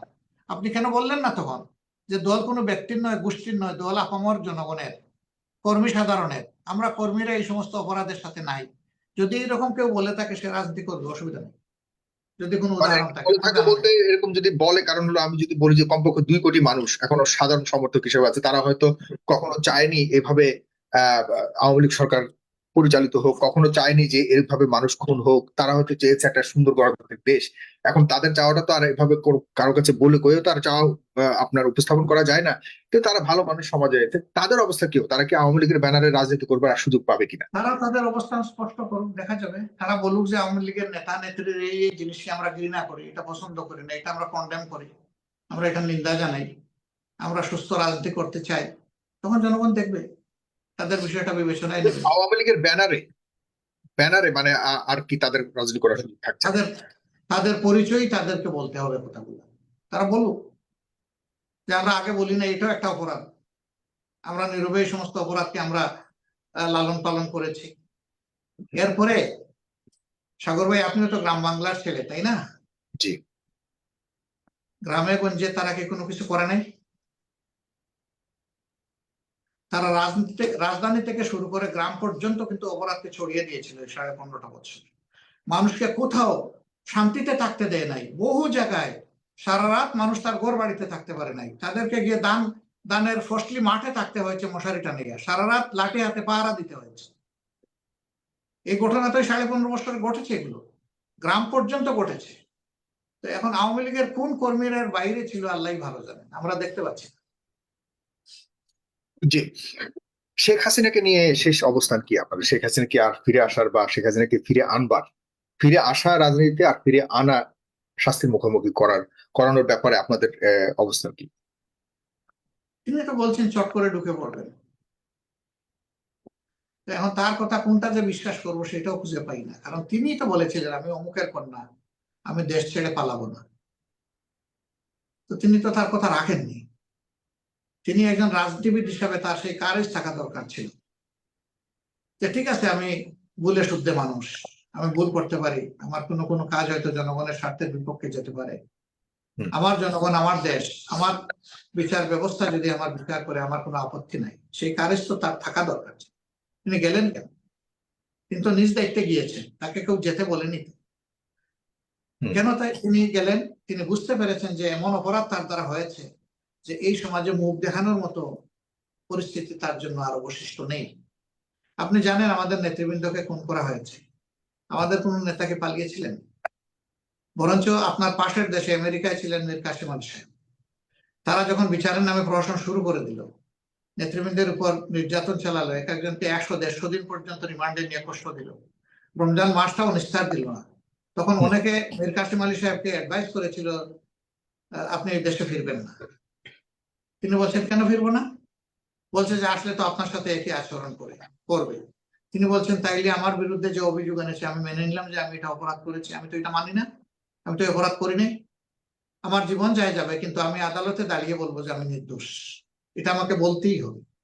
আমি যদি বিদেশের মাটিতে থাকি তাইলে আমি আত্মস্বীকৃত অপরাধী। আমি যে অপরাধ করি নাই আমি আত্মস্বীকৃত অপরাধী সাজবো কেন? আমি দেশে গিয়ে ফেস করবো, বিচার বিভাগের সামনে দাঁড়াবো। তিনি তো তাই করেছেন। তার তো পালিয়ে যাওয়ার কথা প্রশ্ন আসে না, তিনি ছিলেন ওখানে। কিন্তু তিনি তো তার নাগরিক দায়বদ্ধতা থেকে, তার মনের কারেজ থেকে তিনি দেশে ফিরে এসেছেন। তো ওনারা এত দৌড়ে দৌড়ে গেলেন কেন? দেশ ছেড়ে পালালেন কেন? ওনারা নিশ্চয়ই এমন কিছু কাজ করেছেন যে দেশে থাকার নৈতিক শক্তি তাদের ছিল না। এখন যদি বিচারের স্বার্থে তাকে আনতে হয় সরকার আনবে, কিন্তু তিনি ফিরে আসবেন এই শব্দটার সাথে বাংলাদেশের মানুষ কমফোর্ট ফিল করবে না, কখনো এটা মেনে নেবে। তিনি তো চট করে ফিরে আসবেন সেটা তার সেটা ক্ষমতার শেষ দিন পর্যন্ত তিনি যেভাবে রক্ত ঝরিয়েছেন বাংলাদেশে, এই দেশের জনগণ মনে কিন্তু হয় তার না। তার দলের বা তার কি সেই সুযোগ কি আছে বলে মনে করেন আর সাম্প্রতিককালে বা অতি বা নিকট ভবিষ্যতে আর স্বাভাবিকভাবে ফিরে আসার? আমি মনে করি অত সহজ ব্যাপার না। দেখেন দুনিয়ার বিভিন্ন দেশে এরকম পতন হয়েছে, দুই একটা ব্যতিক্রম ছাড়া কোনো দেশেই কিন্তু আর স্বৈরাচার ফিরে আসে, তিলে তিলে নিঃশেষ হয়ে গেছে। কারণ তাদের পাপের বোঝা, অপরাধের বোঝা এত ভারী হয় যে এটার নিচে পড়ে তারা পিষ্ট হয়েছে। জি, আমরা দেশ থেকে এখন একটু বিদেশে যেতে চাই। আপনি জানেন যে বিদেশের সাথে দল হিসেবে আপনাদের বোঝাপড়া, আমি সারা বিশ্বের কথা বলছি, সারা বিশ্বের সাথে আপনাদের বোঝাপড়া কতটুকু কেমন যাচ্ছে। পাশাপাশি আমি ভারতের ব্যাপারটা একটু বিশেষ করে আপনাকে নজর দিতে বলবো। ভারতের সাম্প্রতিককালের যে ভূমিকা, প্রতিনিয়ত আমরা এখন ভারত নিয়েই পড়ে আছি। আপনার ব্যক্তিগতভাবে একটু আসলে জানতে চাই। বিদেশের চ্যাপ্টার আপনি যেমনটি বলেছেন তাই, সবার সাথেই আমাদের স্বাভাবিক সম্পর্ক বিদ্যমান আছে। 15.5 বছর এই সুযোগ থেকে আমরা অনেক দূরে ছিলাম। 5 আগস্টের পর থেকে আমরা বিভিন্ন মিশনের সাথে এবং বিদেশেরও বিভিন্ন জায়গায় আমাদের ট্যুর হচ্ছে, ইন্টারাকশন হচ্ছে। আমরা এই জায়গাটা অনেকটা স্বাভাবিক অবস্থায় আছি। আপনি বলেছেন যে বাংলাদেশের অবস্থান ভারতের সাথে এখন কেমন যাচ্ছে। আসলে বলতে গেলে খুব ভালো এটা বলা যাবে না, হুম, বরঞ্চ অনেক ক্ষেত্রে অনেক বাড়াবাড়ি হচ্ছে ভারতের পক্ষ থেকে।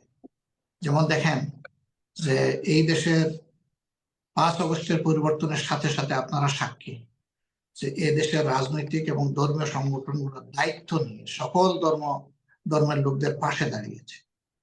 বিভিন্ন ধর্মীয় প্রতিষ্ঠান পাহারা দিয়েছে দিনের পর দিন, রাতের পর রাত, একটানা 15 থেকে 17 দিন। যখন 3 দিন সরকার ছিল না তখন 5, 6 এবং 7 তারিখ, সরকার তো গঠন হলো 8 তারিখ। হুম, এই 3 দিন তো কোনো সরকারই ছিল না বাংলাদেশ, এক প্রেসিডেন্ট ছাড়া কোনো সরকার নেই, এরকম অবস্থায় ছিল বাংলাদেশ। সেই বাংলাদেশের দায়িত্ব নিয়ে জনগণ, বিশেষ করে আমাদের দল বিএনপিরও কিছু লোককে আমি দেখেছি, বিভিন্ন ধর্মীয় সংগঠনের লোকজন, মাদ্রাসার ছাত্ররা, তারা বিভিন্ন ধর্মীয় প্রতিষ্ঠান পাহারা দিয়েছে। যার ফলে আলহামদুলিল্লাহ বড় ধরনের কোনো অঘটন ঘটেনি। তবে হ্যাঁ, যেমন মুসলমানরা যারা বাড়াবাড়ি করেছিল তাদের রাজনৈতিক পরিচয়ে 15.5 বছর, ঠিক তেমনি ভাবে অন্যান্য ধর্মের যারা ওই দলটা করতেন তারাও অনেকে বাড়াবাড়ি করেছে। হুম, এই বাড়াবাড়ি করতে গিয়ে মুসলমানদের অনেকের বাড়িঘর আক্রান্ত হয়েছে, ব্যবসা প্রতিষ্ঠান কিছুটা আক্রান্ত হয়েছে, ব্যক্তি হিসাবে হয়তো কেউ কেউ কিছুটা নাজেহাল হয়েছে। সেই হিসাবে ওই রকম দল দেখে কাজ হয়েছে, ধর্ম দেখে কোনো কাজ হয়। তবে এটা ঠিক এইভাবে আইন কেউ হাতে তুলে নেব এটা আমরা চাইনি। এবং আমরা দল হিসেবে এটা বলতে পারি যে আমাদের দলের পক্ষ থেকে একজন কর্মী সমর্থক, নেতা তো দূরের কথা, একজন কর্মী সমর্থকও এই ধরনের ভায়োলেন্সের সাথে সামান্য জড়িত ছিল। আমরা এখান থেকে যুজন যুজন দূরে ছিলাম। আমরা কোনো চাঁদাবাজি করিনি, আমরা কোনো দখলদারি বসাইনি, আমরা মানুষের উপর জুলুম করিনি, আমরা মামলা দিতে গিয়ে শত শত মানুষকে আমরা আসামি বানাইনি। আমরা যতটুকু জেনুইন আমরা ততটুকুই করেছি, এর বাইরে যাইনি। আমরা দেশবাসীকেও অনুরোধ করেছিলাম যে হুম। দেশটা আমাদের সবার, দল ধর্ম নির্বিশেষে আসুন দেশের শান্তি শৃঙ্খলায় আমরা সবাই নাগরিকরা আমরা দায়িত্বশীল ভূমিকা পালন করি। এর কারণে আলহামদুলিল্লাহ বাংলাদেশে এত বড় পরিবর্তনের পর বড় কোনো অঘটন ঘটেনি। তারপরেও দুই একটা জীবনহানি যেটা ঘটেছে সেটার জন্য আমরা দুঃখিত, কিন্তু সেখানে তো কোনো অন্য ধর্মের লোক মারা যায়নি, যারা মারা গিয়েছে সব মুসলমান। অথচ ভারত কি প্রচার করে, আমি ভারতের ভারত মিডিয়ার চোখে প্রতিদিন, যা সেই ব্যাপারে আপনার জি। ভারত প্রতিদিন মিথ্যা প্রপাগান্ডা চালাই যাচ্ছে যে এই দেশে বোধহয় এমন ভাবে অন্যান্য ধর্মের লোকদের উপর আঘাত করা হচ্ছে, কেউ বোধহয় আর বাঁচবে না, সবাই বোধহয় মারা পড়বে এরকম। এখন তো দেশের ভিতর থেকেই আপনার মিডিয়া ও সাক্ষী অনেকে তার প্রতিবাদ করছেন, অনেকে মিছিল বের করে বলেছেন আমরা শান্তিতে থাকতে চাই, ভারত আমাদের শান্তি কেড়ে নিচ্ছে। উল্লেখযোগ্য মিছিলটা বের হয়েছে ঢাকা বিশ্ববিদ্যালয়ের জগন্নাথ হল থেকে, আপনারা সেটা দেখেছেন এবং আপনার মিডিয়া এটাকে কাভার করেছে। সেই ছেলেরা বের হয়ে কি বলেছে, তারা বলেছে যে ভারতের এই অপচেষ্টার নিন্দা জানাই, আমরা প্রতিবাদ জানাই। এর মাধ্যমে বাংলাদেশের সকল ধর্মের মানুষেরা কার্যত তারা যে সবাই শান্তিকামী, শান্তিপ্রিয় এটা প্রমাণ করছে, আর ভারত আমাদের শান্তি কেড়ে নেওয়ার চেষ্টা করছে। তো আমাদের প্রতিবেশী দেশের কাছে তো আমরা সুপ্রতিবেশী সুলভ সহযোগিতা চাই, আচরণ চাই। তারা আমাদের একটা ডেপুটি হাই কমিশন তারা ভাঙচুর করলো, সেখানে আমাদের পতাকার অবমাননা করলো, আমরা তো তার প্রতিশোধ বাংলাদেশে নেইনি এবং আমরা এটা নেওয়ার সঠিক মনেও করি না। আমরা মনে করি যে আন্তর্জাতিক যে কনভেনশন আছে সেই কনভেনশনকে তারা ভায়োলেট করেছে, অসম্মান করেছে। একটা দেশের পতাকাকে অপমান করা মানে একটা দেশকে অপমান, এটার অধিকার কোনো দেশ রাখে না। ভারত কিভাবে এটা করে? তার জন্য আনুষ্ঠানিকভাবে ভারত এখনো কোনো দুঃখ প্রকাশ করে নাই, ক্ষমা চায়। তারা বরঞ্চ তাদের মিশন চালিয়েই যাচ্ছে, ইসকনকে তারা উস্কাইয়ে দিচ্ছেন। অথচ সেই ইসকনের হাতে চট্টগ্রাম আদালতে একজন তরুণ আইনজীবী, সরকারি সহকারী কৌশলী নির্মম ভাবে অত্যন্ত ব্রুটালি কিল্ড হওয়ার পরেও তিনি হয়তো জানেন যে আমাদের দলের একজন লোক ছিলেন। আমরা সবাইকে বলেছি ভাই শান্ত থাকতে হবে, এটা একটা পাতা ফাঁদ, এ ফাঁদে আমরা পা দেব না, আমরা কারো এজেন্ডা বাস্তবায়ন করতে দেব না। আলহামদুলিল্লাহ সেখানে দেখেছেন যে কি পরিমাণ ধৈর্যের পরিচয় মানুষ দিয়েছে, কারো গায়ে একটু হাত তুলে। এটা হচ্ছে বাংলাদেশ, সম্প্রীতির বাংলাদেশ, সেই বাংলাদেশই তো আমরা চাই। কিন্তু ভারত যে এটা চায় না, ভারত ক্রমাগত উস্কানি দিয়ে অশান্তি সৃষ্টি করতে চায়। আমরা ভারতকে অনুরোধ করব যে আপনারা আমাদের প্রতিবেশী, প্রতিবেশী হিসেবে আপনারা আপনাদের দায়িত্ব পালন করুন, যাতে আমরা উভয়ের সৎ প্রতিবেশী হিসেবে বসবাস করতে পারি শান্তি। তা না হলে আপনাদের করণীয় কি আছে? কারণ আমরা যতটুকু শুনছি ভারত তেমন কথা শুনছে না, আমরা দেখতে পাচ্ছি যে আমরা ভারতীয় প্রতিবাদ করতে পারবো, এর বেশি তো কিছু করতে পারবো না। তবে হ্যাঁ, ভারত মাঝে মধ্যে যে হুমকি ধমকি দিচ্ছে, একজন কলকাতা থেকে হুমকি দিলেন, আর একজন ত্রিপুরা থেকে হুমকি দিলেন। আমরা বাংলাদেশের জনগণ আর কিছু নাই, আমাদের একটা দেশপ্রেম আছে এবং জাতি হিসেবে আমরা, এটা শুধু জামাত ইসলামের দলীয় কোনো ব্যাপার না, এটা আপামর জনগণের ব্যাপার, এটা আমাদের যুব সমাজের ব্যাপার। আমরা আমাদের দেশকে ভালোবাসি, এই দেশ রক্ষা করার দায়িত্ব। মানে যে কোনো ভাবে তারা আরো অনেক কিছু অনেক কথা বলছে, অনেক হুমকি দিচ্ছে, সব ধরনের হুমকি মোকাবেলা করবার মতো সে মানসিক প্রস্তুতি আছে কিনা আপনাদের? আমাদের জাতির আছে, জাতির সাথে আমাদের আছে আলহামদুলিল্লাহ। বিশেষভাবে আমাদের যুব সমাজ এই ব্যাপারে খুবই স্ট্রং এবং আনকম্প্রোমাইজ। জি, আমি ভারতকে স্পষ্ট মেসেজ আপনি দিয়েছেন। আমার কাছে মনে হয় এর চেয়ে বেশি ভারত নিয়ে কথা বলার আর কোনো প্রয়োজন নেই। সরকারের সাথে, বর্তমান সরকারের সাথে আপনাদের বোঝাপড়া কেমন? বর্তমান সরকার কেমন চালাচ্ছে দেশ? এই নিয়ে তো বেশ আমরা কি বলবো, অসন্তুষ্টির কথা মাঝে মধ্যে শুনি। আবার সরকার যে যারা পরিচালনা করছে তাদের বিষয়ে, তাদের ভূমিকা নিয়েও অনেক অনেক কথাবার্তা হচ্ছে। ছোট্ট করে যদি বর্তমান সরকারের এই পর্যন্ত আজকে এসে প্রায় 5 মাসের কাছাকাছি এসে যে অর্জন বা ব্যর্থতা নিয়ে আপনার ছোট। না, আজকে কেবল 4 মাস কমপ্লিট হলো তাদের। 4 মাস, জি জি, 5 মাস। তারা 8 তারিখ এসেছিলেন আর আজকে ডিসেম্বরে। রাইট রাইট, 4 মাস। এই 4 মাস তারা রেস কমপ্লিট করেছেন ইতিমধ্যে। এই সরকারটা কোনো দলীয় সরকার না, তারা রাজনীতির সাথে সম্পৃক্ত না সরাসরি। কারো রাজনৈতিক সমর্থন থাকতেই পারে, এটা কোনো অপরাধের ব্যাপার, কিন্তু তাদের নির্দিষ্ট রাজনৈতিক কোনো পরিচয় নেই, তারা কোনো দলের পোর্টফোলিও ক্যারি করেন। আমরা জনগণই বিপ্লবোত্তর সময়ে তাদের উপরে দায়িত্ব দিচ্ছি। সুতরাং এই সরকারটা হচ্ছে আপামর জনসাধারণের সরকার, এটা কোনো দলীয় সরকার। এই সরকারের কাছে আমাদের প্রত্যাশা অনেক, যে 15.5 বৎসরের সমাজে আওয়ামী লীগের সরকার যে সমস্ত জঞ্জাল তৈরি করেছে, সবগুলা সাংবিধানিক প্রতিষ্ঠানকে একদম ধ্বংস করে গেছে। বিচার বিভাগ বলেন, নির্বাচন কমিশন বলেন, তারপরে দুদক বলেন, অথবা হিউম্যান রাইটস কমিশন বলেন, যা আছে সবগুলাকে একদম শেষ করে গেছে। পুলিশ বিভাগকে দলীয় বিভাগে পরিণত, সিভিল যারা প্রশাসনে আছেন তাদের অবস্থাও সবই আমাদের জানা। এই জায়গাগুলা পরিষ্কার পরিচ্ছন্ন কিছুটা করা লাগে। এই জন্য সকল দলই সংস্কারের প্রস্তাব দিয়েছে সরকারের কাছে। এমনকি সরকার যে সমস্ত সংস্কার বিষয়ক কমিটি গঠন করেছে সেখানে সকল দল তাদের সুপারিশমালা পেশ করেছে। এর থেকে প্রমাণিত হয় যে সব দলই কিছু সংস্কার চায়। Right. যেমন কোন কোন দল তারা দিয়েছেন 31 দফা, কেউ দিয়েছে 58 দফা, আমরা দিয়েছি মাত্র 10 দফা। আমাদের 41 দফা আছে, কিন্তু আমরা এই সরকারের জন্য সিলেক্টেড 10 দফা আমরা দিয়েছি আমাদের সংস্কার সুপারিশমালা। আমরা মনে করি যে এতটুকু না করলে একটা সুষ্ঠু নির্বাচন, একটা সমতল মাঠ সকলের জন্য নিশ্চিত করা সম্ভব নয়। তাহলে সেখানে আবার পেশি শক্তি এবং অর্থ শক্তির খেলা হবে, সেখানে অসুস্থ প্রতিযোগিতা হবে। তো এত রক্ত গেল বৈষম্যহীন একটা সমাজ পাওয়ার আকাঙ্ক্ষা নিয়ে, একটা জাস্ট সোসাইটি বা একটা ন্যায় বিচারপূর্ণ সমাজ পাওয়ার আকাঙ্ক্ষা নিয়ে, একটা মানবিক সমাজ গড়ে তোলার আকাঙ্ক্ষা নিয়ে, সেখানে যদি আবার সেই একই জিনিসের পুনরাবৃত্তি হয়, তাহলে শহীদদের প্রতি আমরা সম্মান দেখালামটা কোথায়? Right. এটা তো একটা ভাইটাল কোয়েশ্চেন। দেশবাসী চায় যে মিনিমাম কিছু সংস্কার হতেই হবে। আমাদের বক্তব্য হচ্ছে এই মিনিমাম সংস্কার শেষ হওয়ার সাথে সাথেই রোডম্যাপ ঘোষণা করা হবে এবং সেই রোডম্যাপের ভিত্তিতে একটা সুষ্ঠু নির্বাচন আয়োজন করা প্রয়োজন, যাতে বর্তমান সরকার সুষ্ঠু নির্বাচন আয়োজন করে নির্বাচিত সরকারের হাতে ক্ষমতাটা দিয়ে তারা স্ব অবস্থানে সম্মানের সাথে ফিরে যেতে পারেন। তাদেরকে যেন আবার সেফ এক্সিটের এই প্রশ্নটা না উঠে, যেমন উঠেছিল আপনার 2007 এবং 2008 সালে, সেরকম কোনো পরিস্থিতি যাতে না হয়। জি, কিন্তু সেরকম পরিস্থিতিতে না হওয়ার যে আকাঙ্ক্ষা করছেন, সেখান পর্যন্ত যেতে হলে তো কিছু করণীয় তাদের আছে, যেটা আপনি বললেন যে সংস্কার, কিছু বেসিক সংস্কার করতে হবে। সেটা করতে গেলে যে সময় প্রয়োজন, সেই সময়টাকে আপনারা দিতে চান কিনা? কারণ আপনারা সবাই নির্বাচন আমরা দিতে চাই, আমরা মূল থেকেই বলেছি যে তাদেরকে যৌক্তিক সময়টুকু আমরা দিতে চাই। এই যৌক্তিক শর্ট নিয়ে হবে না, লং এখন হবে না। যৌক্তিকটা কতটুকু? কারণ সংস্কারের যেমন শেষ নাই, আর যৌক্তিকতারও কোনো আমি দেখতে পাচ্ছি না যে যৌক্তিকতা নির্দিষ্ট কোনো ফ্রেম নাই, নির্দিষ্ট কোনো ফ্রেম নাই। এই তো রাইট। উপদেষ্টাদের পক্ষ থেকে বিভিন্ন জন বিভিন্ন কথা বলছেন, তবে দুই একজন ছাড়া বাকিরা কাছাকাছি কথা বলছে। আমাদের কাছে এটাকে অনেকটা রিয়েলিস্টিক মনে হচ্ছে। তারা যদি এটা সামনে রেখে আগান, তাহলে এটা যৌক্তিক সময় হিসেবে বিবেচনায় নেওয়া যাবে। কিন্তু যদি কেউ আমরা আবার বেশি চাপ দিয়ে তাদেরকে একটু তাড়ার মধ্যে ফেলে দেই, তাইলে ওই কাঙ্ক্ষিত সংস্কারটা করা সম্ভব হবে না। আবার সংস্কারের জন্য যদি ইচ্ছাকৃতভাবে তারা অনেক বেশি সময় নিয়ে ফেলতে চান, সেটাও দেশের জন্য কল্যাণকর হবে না। এই জন্য আমরা মনে করি যে এটা খুব বেশি সময় নেওয়া প্রয়োজন হবে না।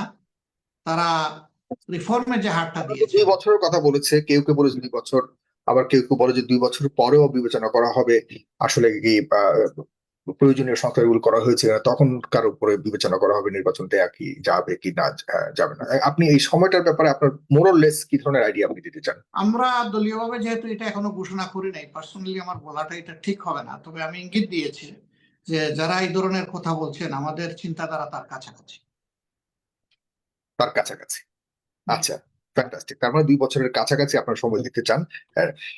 বাকি রইলো আপনার নির্বাচনটাকে কিভাবে চান, নির্বাচনটা কি ধরনের? 2 বছর কিন্তু এখন থেকে না, আবার এই 2 বছর আমি বলছি না, আচ্ছা, যদি এর শুরু থেকে থেকেও কম সময় সম্ভব হয় সেটাই হওয়া উচিত। 2 বছর থেকে কম হলেই ভালো, সেটা বলবে। আচ্ছা, এখন নির্বাচনের কি ধরনের নির্বাচন আপনারা চাচ্ছেন, কি পদ্ধতিতে যদি বলি নির্বাচনের? কারণ একটা ইতিমধ্যে একটা বিতর্ক উঠেছে যে আসলে সংখ্যানুপাতিক হারে নির্বাচন নাকি সেই আমাদের চিরচেনা পদ্ধতিতে নির্বাচনটা হবে। আপনাদের চিরচেনা পদ্ধতিতে আমরা নির্বাচনটা দুটো কারণে চাচ্ছি না। একটা কারণ হলো যে এই পদ্ধতিতে আসলে জনগণের ভোটের সঠিক মূল্যায়ন হয় না। একজন পেয়েছে 41,000 ভোট আর একজন পেয়েছে 39,000, অথবা 500 ভোট কম পাইছে কিংবা 3 ভোট কম পাইছে। তো যিনি 3 ভোট বেশি পেয়েছেন তিনি নির্বাচিত ঘোষিত হচ্ছেন, কিন্তু 3 ভোট কম যে হাজার হাজার ভোট, তার কিন্তু আর ভোটের কোনো মূল্যায়ন থাকছে না। This is number 1। নাম্বার 2 হলো যে বর্তমান পদ্ধতিতে নির্বাচন হওয়ার কারণে আপনারা বেদনাদায়ক ভাবে মাঝে মাঝে দেখি যে কোনো কোনো সংসদ সদস্যকে তার ছেলে অথবা মেয়ে একটা স্ক্রিপ্ট লিখে দিয়েছে যে আম্মা অথবা আব্বা আজকে এইটা গিয়ে তুমি পড়বা সংসদে। তিনি এসে বাংলাটাও পড়তে পারেননি, অথচ একজন সংসদ সদস্যের পজিশন হচ্ছে তিনি হচ্ছেন ল মেকার, আইন প্রণেতা। যিনি বাংলাতে 2টা লাইন পড়তে পারছেন না, তিনি রাষ্ট্রকে আইন উপহার দিবেন। তার মানে হচ্ছে যে এখানে কোয়ালিটি কম্প্রোমাইজ করা হয়েছে, এখানে বিভিন্ন কারণে হয়তো উনি এসে গেছেন।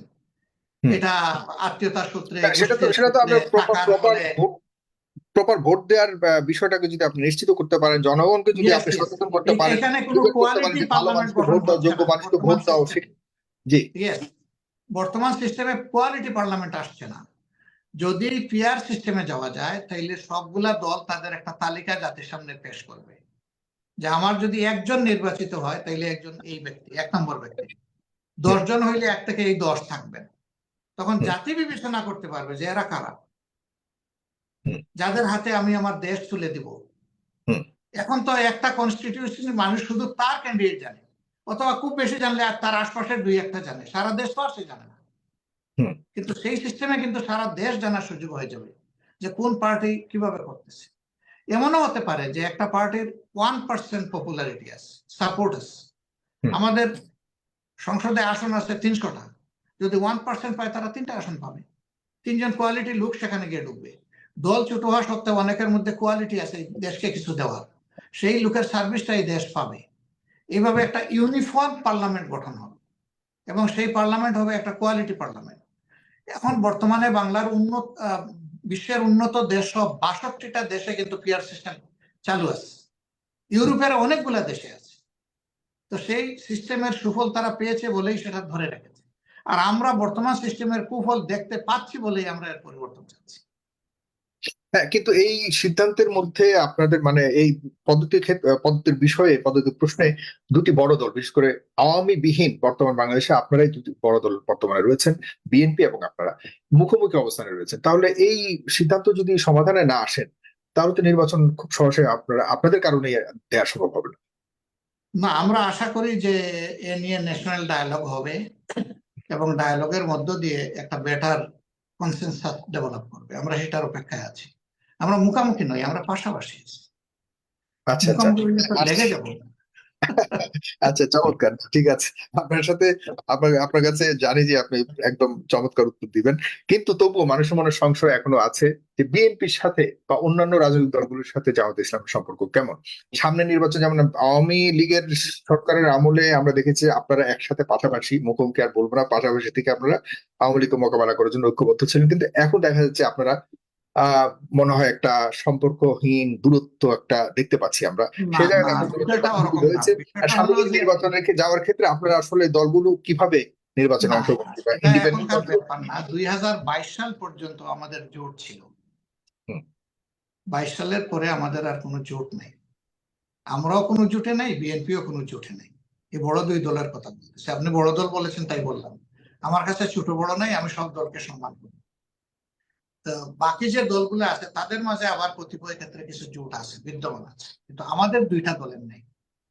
আমরা কোনো জোটের অন্তর্ভুক্ত না। দল দুইটা আলাদা, দুই দলের আদর্শ আলাদা, কিন্তু দেশের কমন স্বার্থে আমরা সবসময় একসাথে কাজ করেছি, এটাই আমাদের ইতিহাস। আমরা এই ক্ষেত্রে শুধু বিএনপি আর জামাত না, আমরা তো চাই সকল দল দেশের স্বার্থের যে কমন জায়গা আছে সেখানে আমরা সবাই কমন থাকবো, ঐক্যবদ্ধ। যেমন সেদিন আমাদের মাননীয় প্রধান উপদেষ্টা যে আমাদেরকে দাওয়াত দিলেন, সেখানে সবাই মিলে আমরা একই সাথে ইকো করেছি যে দেশের স্বার্থে আধিপত্যবাদের বিরুদ্ধে, ষড়যন্ত্রের বিরুদ্ধে আমরা এই অঙ্গীকার আমরা করে এসেছি। এই আওয়াজ আমরা মেসেজ আমরা দেশবাসীকে দিয়েছি, বিশ্ববাসীকে দিয়েছি। এরপরের দিনে বিভিন্ন ধর্মের লোকদেরকে নিয়ে একসাথে তারাও একই আওয়াজ দিয়েছে। এই জায়গাগুলোতে আমাদের ঐক্য আছে, চিন্তার ঐক্য আছে, কোনো সমস্যা নেই। বাট কৌশলের দিক থেকে ভিন্নতা থাকবে, কারণ দল দুইটা আলাদা বা আলাদা আলাদা অনেকগুলা দল। এটা নিয়ে এর চাইতে বড় ভাবার কোনো প্রয়োজন আছে আমরা মনে করি না। তবে আমরা মনে করি সবকিছু একটা ফেয়ার এবং উদার ন্যাশনাল ডায়ালগের মাধ্যমে আমরা অবশ্যই জাতীয় ঐক্যে পৌঁছতে পারবো। জি, আপনাদের ইসলামী আন্দোলনের সাথে, কারণ ইসলামী আন্দোলনের নায়েব আমিরের সাথেও আমার কথা হয়েছে, তিনিও এসেছিলেন কিছুদিন আগে এবং তাকেও কিন্তু আপনাদের ব্যাপারে প্রশ্ন করেছিলেন। সুতরাং আমার একটা দায়িত্ব মধ্যে পড়ে তাদের ব্যাপারে আপনার কাছে প্রশ্ন করা যায়, তাদের সাথে যে আপনাদের একটা আহ, ধর্মীয় মতবাদের দূরত্ব, এটা আমি আসলে অত বেশি অভিজ্ঞ না। আপনি জানেন যে তাদের সাথে দূরত্বটা কি, সেক্ষেত্রে তাদের প্রতি আপনার। আমরা তাদের সাথেও বসেছি, সবার সাথেও বসেছি। আমরা ধর্মীয় যতগুলা দল আছে সবার সাথে, অন্যান্য যে দলগুলো আছে তাদের সাথেও, কিছু দল ছাড়া আমরা ম্যাক্সিমাম দলের সাথে আমরা কথা বলেছি। তাদের সাথে আমাদের অনেকগুলো বিষয় ঐক্য আছে। আমরা আদর্শের দিকে আমাদের ঐক্য, কোরআনের ব্যাপারে ঐক্য, হাদিসের ব্যাপারে ঐক্য, রেসালতের ব্যাপারে ঐক্য, এই ধরনের সাহাবীদের অবদানের ব্যাপারে ঐক্য, সব আছে। আমরা এই ঐক্যের জায়গাতে আমাদের কোনো দ্বিমত নাই। কিছু কিছু বিষয় অবশ্যই দ্বিমত থাকতে পারে, দ্বিমত আছে বলেই তো চারটা মাযহাব আমরা জানি, তাই না? রাইট। যদি সব ব্যাপারে একই হইতো তাইলে তো আর চারটা মাযহাব হইতো না। এমনকি রাসূল করিম সাল্লাল্লাহু আলাইহি সাল্লামের সময়েও বিভিন্ন ব্যাপারে আল্লাহর রাসূল যখন মতামত চেয়েছেন, তখন তার বিশিষ্ট সাহাবীরা এক একজন কিন্তু তারা এক একটা মত দিয়েছে। আবার কারো কারো মত মিলেও গেছে, দুইটাই আছে। তিনি কিন্তু কাউকে এর জন্য তিরস্কার করেননি, নিরুৎসাহিত করেননি, বরঞ্চ বহু মতের সমন্বয়ে একটা সুন্দর সিদ্ধান্তে পৌঁছাছিল তার সময়। সেটাই তিনি লালন পালন করেছেন, সম্মান দেখিয়েছেন। তো আমরা পরস্পরের প্রতি এরকম সম্মান রাখার পক্ষে, এবং আমরা সমস্ত ইসলামী দলগুলোকে সম্মান করি, এটাই আমাদের পজিশন। কিন্তু তিনিও দেখবেন যে বলেছেন যে আমাদের বিরুদ্ধে কেউ কেউ কিছু বললেও আমরা কিন্তু এটার জবাব দিই না। আপনি ভালো করে খেয়াল করুন, কারো বিরুদ্ধে তো আমরা বলিই না, এমনকি আমরা কোনো জবাবও দিই না আমাদের বিরুদ্ধে কিছু। কিন্তু আমরা যে মনে কোনো করি যে আজকে না প্রয়োজনে বুঝলে আপনারা একসময় তারা বুঝবেন বিষয়। আর যে যদি তাদের বক্তব্যের মধ্যে কোনো সারবস্তু থাকে তাহলে আমরা সেটা নিব, অসুবিধা কি? আমাদের তো কোনো অসুবিধা নেই। আমি তাকে জিজ্ঞাসা করেছিলাম জনাব রাজউল করিম সাহেবকে, তিনিও বলেছেন যে যে কোনো প্রয়োজনে আলাপ করতেও রাজি আছে আপনাদের সাথে। আপনারও কি আলাপ করতে রাজি? আলাপ হয়েছে, আরো হবে ইনশাআল্লাহ। তাদের সর্বোচ্চ লেভেলেই আমরা বসেছি, আলাপ হয়েছে, আরো হবে ইনশাআল্লাহ। আচ্ছা, জনাব ফজল করিমের সাথে, দুঃখিত। জি, আমি আপনার কাছে একটু যেতে চাই হলো আপনার আমার প্রায় আমার প্রশ্নের পালা শেষ, একটু পরে প্রিয় দর্শক আপনারা প্রস্তুত থাকুন, আপনাদেরকে লিঙ্ক দিচ্ছি, আপনারা অনেক উদ্বেগ নিয়ে আছেন। আমি জনাব ডাক্তার শফিকুর রহমান আপনার কাছে জানতে চাই যে প্রবাসীদের বিষয়টা বেশ করে খুবই গুরুত্বপূর্ণ একটা বিষয়। প্রবাসী প্রায় 2 থেকে 2.5 কোটি প্রবাসী বিদেশে রয়েছে। তারা আসলে বহুভাবে বঞ্চিত। কোন সরকার তাদের কথা শুনেনি, কোন সরকার তাদের দুঃখ দুর্দশার সাথে ওইভাবে দেখেনি। আর আপনি জানেন আমি দীর্ঘদিন ধরে প্রবাসীদেরকেও, যেমন বাংলাদেশ নিয়ে সবসময় কাজ করি, প্রবাসীদের নিয়েও কাজ করি। প্রবাসীরা সবসময় আমাদের কাছে অভিযোগ করে যে তাদের প্রতি বিরূপ আচরণ সব সরকার করেছে। যদি বেশি না বলে থাকি তাহলে বলবো যে অতীতের সরকারগুলা আমাদের বাংলাদেশের উন্নয়নের কাঁচামাল হিসেবে বিদেশি প্রবাসীদেরকে ব্যবহার করেছে। মুখে বলেছে রিমিটেন্স যোদ্ধা, কিন্তু বীরদেরকে যে সম্মান দেখাতে হয় সেটা কিন্তু আমরা অতীতে পারিনি। অতীতে পারি নাই বলে ভবিষ্যতে পারবো না এমন কোনো কথা হতে পারে না। অবশ্যই আমাদের যোদ্ধাদেরকে আমাদের সম্মান দেখাতে হবে। কতগুলো মেজর কনসার্নের জায়গা আছে। একটা হলো বুথের অধিকার, আরেকটা হলো বিভিন্ন জায়গায় যাদের পাসপোর্ট গুলা রিনিউ করতে হয়, নো ভিসা রিকোয়ার্ড এন্ট্রি পাওয়ার যে বিষয় আছে সেটা আছে। আবার কিছু কিছু জায়গায় কিছু মামলা মকদ্দমাও সৃষ্টি হয়, সেগুলাতে ইন্টারভিন করা, রাষ্ট্রের পক্ষ থেকে তাদেরকে সহায়তা দেওয়া। কোনো কোনো জায়গায় লিগেল হওয়া সত্ত্বেও কিছু হ্যারাসমেন্টে পড়ে, এগুলা সলভ করা। দেশে আসার পথে এয়ারপোর্টের বিভিন্ন হ্যারাসমেন্ট আছে, এগুলা দেখা। আবার প্রবাসীদের দুইটা স্ট্যাটাস, একটা নিবাসী আর একটা প্রবাসী। নিবাসী মানে আপনারা যারা নাগরিকত্ব বা এরকম লিগ্যাল স্ট্যাটাস পেয়েছে, তাদের দেশে অনেক প্রপার্টি আছে। এখন প্রপার্টিতে বলা হচ্ছে যে বিদেশে থেকে এখন আর কোনো পাওয়ার অফ অ্যাটর্নি পাঠানো যাবে না, আপনাকে দেশে আসতে হবে। আবার দেশে এসে প্রপার্টি ট্রান্সফার করতে হলে আপনার দেশের ন্যাশনাল আইডি কার্ড লাগবে। আগে আপনার পাসপোর্টটাই যথেষ্ট ছিল আপনার জন্য। এই সমস্ত বিষয়ে কমপ্লিকেশন হয়েছে এই গত 15.5 বছরের ভিতরে। আগে কিছু ছিল, আরো কিছু বৃদ্ধি পেয়েছে। এখন আমরা মনে করি যে এই সব বিষয় অ্যাড্রেস করা উচিত। আরো বিষয় আছে, আর অনেকগুলা বিষয় আছে। অনেক প্রবাসীর লাশ দেশে ফেরত আনতে হয়, কারণ যারা নিবাসী হয়ে গেছে, মানে লিগ্যাল সেটেলমেন্ট হয়ে গেছে, তাদের ব্যাপারটা এক ধরনের। যারা ওইরকম স্ট্যাটাসে নাই, শুধু শ্রমিক হিসাবে গিয়েছেন, কষ্ট করে সেখানে ফ্যামিলির জন্য দেশের জন্য কিছু করছেন, তার লাশটা আনতে গিয়ে অনেক সময় টানাটানি হয়। পরিবারের সেই সামর্থ্য নাই, আর ওই লোকটারও সেই ধরনের পুঁজি রেখে যায়নি যে তিনি সেখানে মরবেন আর তার লাশ এইভাবে আনতে হবে, লাখ লাখ টাকা খরচ করে। তো আমি যাকে রিমিটেন্স যোদ্ধা বলছি, আমার একজন যোদ্ধা যদি বিদেশের মাটিতে, সে ফর এক্সাম্পল পিস কিপিং কৌরে যারা যায়, তারা যদি কেউ মারা যায়, তাদের লাশটি ফ্যামিলির পয়সায় আসে নাকি? তাদের লাশটা তো আসে দেশের পয়সায়। তাহলে ওদেরকে আমরা যাদেরকে যোদ্ধা মনে করছি বা বলছি, স্বীকৃতি দিতে চাচ্ছি, তাদের লাশও সেইভাবে আনতে হবে। কেন আনবে না? সরকারের দায়িত্ব নিতে হবে। এই বিষয়গুলো আমরা মনে করি অ্যাড্রেস করা খুব বড় বিষয় নয়, বড়টা হইলো শুধু মানসিকতার বিষয়। এই যে কথাগুলি বললেন প্রত্যেকটা বিষয় আপনি এক নাগারে বলে গেলেন, খুব অবাক হচ্ছে যে প্রবাসীদের মনের যে দাবিগুলি দীর্ঘদিন ধরে তারা লালন করে আসছে, ফাইট করে আসছে, এগুলি আপনি খুব সাজিয়ে বললেন। আমি আপনাকে অনেক কৃতজ্ঞতার সাথে ধন্যবাদ জানাচ্ছি, কিন্তু এগুলি বাস্তবায়নের ক্ষেত্রে এখন নতুন সরকার কতটা মনে করে ভূমিকা রাখতে পারবেন? আপনাদের সরকার যখন আসবে, আপনারা যখন আসবেন, তখন আপনারা এগুলি কি শুধুমাত্র কি আপনারা জানেন, কিন্তু ব্যবস্থা নেওয়ার ক্ষেত্রে আপনারা কতটুকু ভূমিকা রাখবেন, নাকি বলার মধ্যে সীমাবদ্ধ এখন থাকবে? আমরা যেটা এখন করতে পারি সেটা হলো যে বিদেশ থেকে লাশটা যদি আমাদের এয়ারপোর্টে আসে, আমরা এরকম বেশ কিছু লাশকে ফ্রিজ অ্যাম্বুলেন্স দিয়ে, মানে total free of cost service দিয়ে তাদের বাড়িতে আমরা পৌঁছে দিয়েছি। এটা আমাদের একটা পার্টির পক্ষে সম্ভব, যে ডোমেস্টিক অপারেশনটা আমরা করতে পারি। মানে এই কিন্তু মুহূর্তে বিদেশের এই মুহূর্তে এটা চলছে, আমাদের এই সার্ভিসটা আছে, আছে। কিন্তু আচ্ছা, বিদেশের মাটি থেকে একটা লাশ আনতে গেলে ওই এবিলিটিটা আমাদের নাই। না আমি আপনাদের দলের কথা বলছি না, আপনারা যদি সরকার, না, বর্তমান আমি আমি সরকার। আসতেছি আমি আসতেছি আচ্ছা, হ্যাঁ, হ্যাঁ, হ্যাঁ। আমরা দলগতভাবে এখন এর বেশি করা আমাদের জন্য কঠিন, কিন্তু আমরা যেটা পারি সেটা হলো সরকারকে আমরা বুঝাতে পারি, বলতে পারি যে এগুলা রিয়েল কনসার্ন, এগুলা অ্যাড্রেস হওয়া উচিত, সলভ হওয়া উচিত। আমরা এগুলা বলছি, বলার কিছু প্রতিফলন তো বোধহয় আপনারা লক্ষ্য করছেন। আগের মতো কিন্তু এখন আর আপনার শাহজালাল বিমানবন্দরে ব্যাগ টানাটানি হচ্ছে না, হুম। তো রিলিফ এসেছে, ওই হ্যারাসমেন্টটা এখন নাই। একটা এক্সট্রাঅর্ডিনারি লাউঞ্জ করা হয়েছে আমাদের প্রবাসী ভাইদের জন্য, যদিও একজন বলতে গিয়ে শ্রমিকদের জন্য বলছেন, সবাই তো আর শ্রমিক না, এখানে অনেক ডিগনিটরিজ আছেন, Right. আমার চেয়ে অনেক ডিগনিফাইড পিপুল আছেন। এই কথাটা বোধহয় স্লিপ অফ টাং হয়ে গেছে আমার দ্বারা। না, উনি কয়েকবার রিপিটেডলি বলেছেন, স্লিপ অফ টাং কিন্তু একবার হয় না, আল্লাহ বারবার ভালো বলেছেন, জানেন, আমি তবে জানি। আমি এবার বলবো না, আমি বলবো যে না, প্রবাসী ভাই আমি এটার বোনদের। প্রতিবাদ করেছি, উনি এটা ঠিক করেননি। জি। জি, তো সেই বিষয়গুলোর একটা স্টেপ আছে। ইলেকশন ভোটে অন্তর্ভুক্ত করার জন্য বর্তমান সরকার, আমি যতটুকু জানি তারা সিরিয়াস। তারা যদি সিরিয়াস থাকেন এটাও সম্ভব, এটা পারবেন ইনশাল্লাহ। এটা 1-2 মাসের ব্যাপার, একটা ভোটার লিস্টকে আপডেট করা, প্রবাসী ভাইদের বন্ধুদেরকে ইনক্লুড করা, এটা হুম। কোনো বড় কোনো হার্ড ম্যাটার না। এবং ভোট দেওয়ার জন্য তারা দেশেও আসতে হবে, এটাও জরুরি না। তারা রাইট। পোস্টাল ব্যালটে অথবা তারা ইলেকট্রনিক ব্যালটে পাঠিয়ে দিবে, অসুবিধা কি?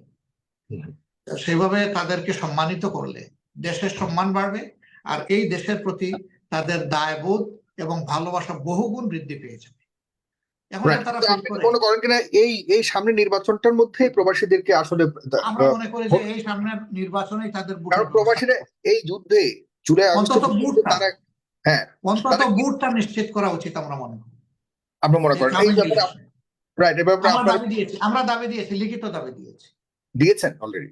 যে নির্বাচন আচ্ছা। কমিশন সংস্কারে আমরা হুম। সুনির্দিষ্ট দাবি দিয়েছি। ও ফ্যান্টাস্টিক। আপনি কি জানেন, কি অবগত আছেন যে আসলে যখন বাংলাদেশ ব্ল্যাক আউট ছিল তখন প্রবাসীরা কি ধরনের ভূমিকা রেখেছে জুলাই আগস্টে? অবশ্যই, অবশ্যই আমি জানি, হুম। কারণ আল্লাহ আমাকে ওই সময় আমেরিকায় না নিয়ে ফিরিয়ে দিয়েছিলেন, এক বিমানবন্দর থেকে দেশে ফিরে এসেছিলাম। হুম। আমি মিস করতাম, উইটনেস করতে পারতাম না, এত বড় একটা সৌভাগ্য আমার থেকে হাতছাড়া হয়েছে। তখন দিনরাত প্রতি মিনিটে মিনিটে এটাকে অবজার্ভ করেছি, প্রত্যেকটা জিনিস দেশে এবং প্রবাসে কোথায় কি হচ্ছে না হচ্ছে। আমরা রিয়েলি গ্রেটফুল। আমার প্রত্যেকটা আলোচনায়, বক্তব্যে আমি সেই কৃতজ্ঞতাটুকু জানানোর চেষ্টা করি।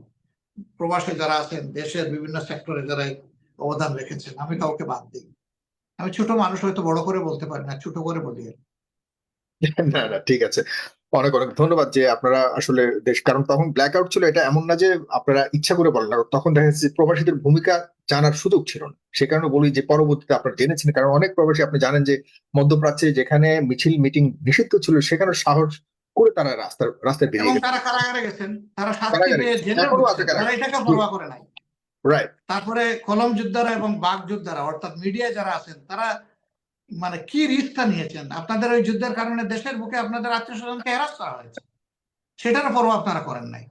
আবার এই মানুষগুলা ফ্যামিলি না খেয়ে মরবে ওইটার দিকেও তাকায় নাই, বলছে না, এই ফ্যাসিস্ট সরকারের হাতে আর একটা টাকারও রেমিটেন্স পাঠাবো না, একটা ডলার, একটা পাউন্ড, একটা ইউরো, একটা রিয়াল, একটা দিনার, একটা দেড়হাম কিছুই পাঠাবো না।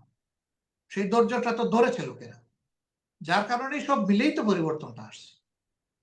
একদম একদম স্পষ্ট আপনি সম্পূর্ণ ধারণা রেখেছেন, এটা আমি খুবই মানে আনন্দিত হলাম যে বিদেশে যারা ছিল তাদের আহ, যে ত্যাগ ছিল আন্দোলনের সময়, সেই ব্যাপারে কতজন নেতা আসলে অবগত আছে, কিন্তু আপনি অবগত আছেন সেটা শুনে ভালো লাগছে। আপনাকে অনেক অনেক কৃতজ্ঞতা জানাচ্ছি। একে জুয়েল নামক একজন দর্শকে যুক্ত করেছে। দর্শক আপনারা প্রায় 200-র মতো যুক্ত হয়েছেন, আমি জানি না জুম কতটুকু সাপোর্ট করে, কিন্তু আমি হয়তো সর্বোচ্চ 8-10 জনকে, আপনার প্রায় এই মুহূর্তে 15,000 মানুষ দেখছেন এই অনুষ্ঠানটা। এখানে আমি মোটামুটি সকল প্রশ্নকে আমি কভার করেছি এবং জনাব মাননীয় আমিরও সেই উত্তর দেওয়ার চেষ্টা করেছে। এর বাইরে যদি কোনো কিছু আমি মিস করে থাকি সেগুলি নিয়ে আপনারা আসবেন, কারণ এক উত্তর যেগুলি দিয়েছি ইতিমধ্যে সেগুলির রিপিট প্রশ্ন করে আমার মনে হয় সময়টা ক্ষেপণ না করে আমরা নতুন কোনো প্রশ্ন আপনাদের কাছ থেকে যদি আসে সেটি ভালো হবে। জনাব একে জুয়েল কোথা থেকে বলছেন আপনি দয়া করে বলুন। আসসালামু আলাইকুম সাগর ভাই, আমি সংযুক্ত আরব আমিরাত থেকে বলছি। সালাম মাহতারাম আমির জামাত আপনাকে। ওয়ালাইকুম আমির আসসালাম ওয়া জামাতের কাছে আমার একটা প্রশ্ন থাকবে।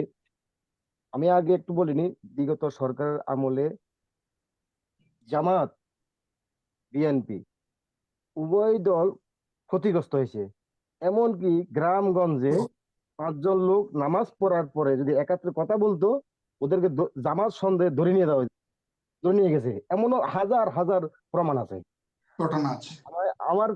আমি এখন কান্নায় ভেঙে পড়ছি। আজকে মাথারা আমিরে জামাতের সাথে কথা বলতেছি।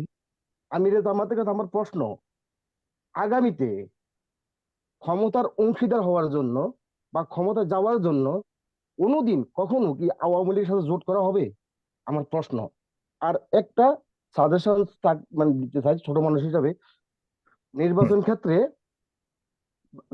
সংসদীয় আসন, সংরক্ষিত আসন যদি 100 করে পেয়ার পদ্ধতিতে যে যত পার্সেন্ট ভোট পাইব ওদেরকে যদি বন্টন করে দেওয়া হয়, তাহলে সংসদে সবার অংশগ্রহণ থাকবে।